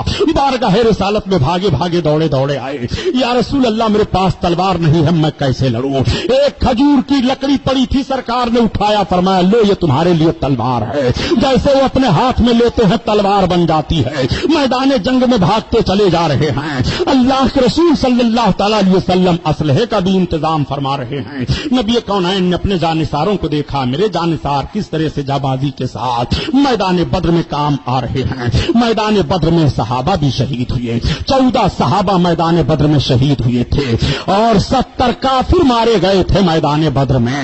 کافروں نے میدان چھوڑ دیا, مسلمانوں نے فتح حاصل کر لی. اللہ حبیب کا سر سجدہ میں جھک جاتا ہے, زمین پر اپنے ماتھے کو رکھ کر کے سجدے شکر ادا کرتے ہوئے رونے لگتے ہیں, پروردگار اے میرے مولا تو نے اپنا وعدہ پورا فرما دیا. مولا میرے مجاہد غالب آ گئے, کامیاب ہو گئے ہیں. میدان بدر میں 313 کو کامیابی ملی ہے. میدان چھوڑ چھوڑ کر کے کافر بھاگ رہے ہیں, بڑے بڑے شہ سوار بھاگ رہے ہیں. اس میدان میں ابو جہل مار دیا گیا ہے, عتبہ مار دیا گیا ہے, ربیعہ مار دیا گیا ہے, امیہ بن خلف مار دیا گیا ہے. یہ بڑے بڑے سردار میدان بدر میں مار دیے گئے ہیں. جب میدان بدر کا نقشہ جنگ کا ختم ہوا تو اللہ کے رسول صلی اللہ علیہ وسلم نے فرمایا شہیدوں کے لاشوں کو لاؤ. 14 صحابہ کے جنازے اکٹھا کیے جاتے ہیں. اللہ کے رسول صلی اللہ تعالی علیہ وسلم نے پھر کافروں کی لاشوں کو دیکھا. میرے سرکار نے فرمایا ان کی لاشوں کو اٹھاؤ, اور اٹھانے کے بعد کنویں میں ڈال دو، گڑھے میں ڈال دو، گڑھے میں ڈال دیا جاتا ہے۔ اب بھی رسول اللہ صلی اللہ تعالی علیہ وسلم کا مساجیانہ ماحول ملاحظہ فرمائیے، شہیدوں کو دفن کیا جا رہا ہے تو کافروں کی لاشوں کو بھی اٹھا کر کے گڑھے میں ڈال دیا جا رہا ہے۔ ایسا نہیں ہے کہ میدان بدر میں ان کافروں کے کٹے پٹے لاشوں کو چھوڑ دیا جائے، چیل اور کوے کھا لے، نہیں۔ آج کیا طریقہ زندگی یہ ہے، آج کیا طریقہ جہاد یہ ہے۔ اللہ کے رسول صلی اللہ تعالی علیہ وسلم پھر اس گڑھے پر کھڑے ہوتے ہیں اور کہتے ہیں، اے ابو جہل، اے فلاں، اے فلاں، کیا میں نے نہیں کہا تھا کہ اسلام غالب آئے گا، اسلام کے ماننے والے کامیاب ہوں گے؟ تب تک کسی صحابی نے عرض کیا، یا رسول اللہ یہ سب تو قتل ہو گئے ہیں، مر گئے ہیں، کیا یہ سن رہے ہیں؟ آقا فرماتے ہیں، ہاں سن رہے ہیں۔ اب بتاؤ ذرا، کافر مردے جب سن رہے ہیں تو کیا مرد مومن جب مردہ ہوگا تو وہ نہیں سنے گا؟ کیا اسے سننے کی طاقت نہیں دی جائے گی؟ نادان کیسی سیرت تو بیان کر رہا ہے۔ نبی کونین فرماتے ہیں، ہاں یہ سن رہے ہیں۔ اسی لیے میرے سرکار ارشاد فرماتے ہیں کہ جب مردے کو دفن کر کے واپس لوگ ہوتے ہیں تو یسمع قرآن لہ، مردہ جوتے کی کھٹکھٹاہٹ کو بھی سنتا ہے۔ اللہ کے رسول صلی اللہ علیہ وسلم نے مردے کے سننے کو کہہ دیا، اور آج تم رسول کے سننے پر اعتراض کر رہے ہو کہ رسول اللہ تو مدینہ میں گنبد خضرا کے اندر تشریف فرما ہے اپنے قبر انور میں، اور کاپڑیا نگر کرلا سے تم یا رسول اللہ کہتے ہو۔ کیا رسول اللہ سن رہے ہیں؟ ارے نادان، مادیت جس طرح ترقی کرتی چلی جا رہی ہے، ہم اہل سنت جماعت کا عقیدہ بھی نکھرتا چلا جا رہا ہے۔ سعودیہ میں فون لے کر کے بیٹھا ہوا ہے اور یہاں سے تم اسے پکار رہے ہو، وہ کیسے سن رہا ہے؟ اس کو کیسے آواز پہنچ رہی ہے؟ ایک ٹیلی فون ہاتھ میں لے لیا ہے، ایک موبائل لے لیا ہے تو لندن اس کی آواز یہیں سے پکار رہا ہے، پہنچ رہی ہے۔ وہ زمین کا کون سا معاملہ ہے؟ وہ زمین اور آسمان کے درمیان کون سی مقناطیسی ہے جو یہاں سے تمہاری آواز کو لندن پہنچا رہی ہے؟ اور ایک ٹیلی فون کے ذریعے سے تم سن رہے ہو، ادھر بھی سن رہے ہو، ادھر بھی سن رہے ہو۔ تمہیں کہنا پڑے گا کہ سبحانی صاحب، مادیت نے ترقی کی ہے اور سورج کی شعاؤں کی طاقت کی بنیاد پر ہم نے اپنی آواز کو سورج کی شعاؤں کی لہر پر استعمال کیا ہے، تو یہاں سے ہماری آواز وہاں پہنچ جا رہی ہے۔ نادان، مادیت ترقی کر لے اور سورج کی شعاؤں کی لہر پر تیری آواز بمبئی کاپڑیا نگر کی سرزمین سے تو بولے تو لندن میں سنا جا رہا ہے۔ اللہ کے رسول صلی اللہ تعالی علیہ وسلم کیوں نہیں ساری باتیں سنیں گے؟ انہیں تو نبوت کا درجہ ملا ہے، انہیں تو رسالت کا درجہ ملا ہے، انہیں تو رحمت للعالمین کا درجہ ملا ہے، انہیں تو شفیع المذنبین کا درجہ ملا ہے، وہ تو رسول کونین ہیں۔ اسی لیے تو اعلی حضرت عظیم البرکت فرماتے ہیں، تو اپنے نبی کے سننے کی بات کر رہا ہے، دور و نزدیک کے سننے والے کان لال کرامت پہ لاکھوں سلام، لاکھوں سلام، لاکھوں سلام۔ یہ محفل نور زندہ باد، پائندہ باد۔ سی ڈی، ڈی وی ڈی، آڈیو ویڈیو پرچار کیسٹ بنوانے کے لیے تشریف لائیں لمرا ایجنسی، گوئن روڈ چوراہا، امین آباد، لکھنؤ۔ موبائل نمبر 9935055789، دوسرا نمبر 9305328319۔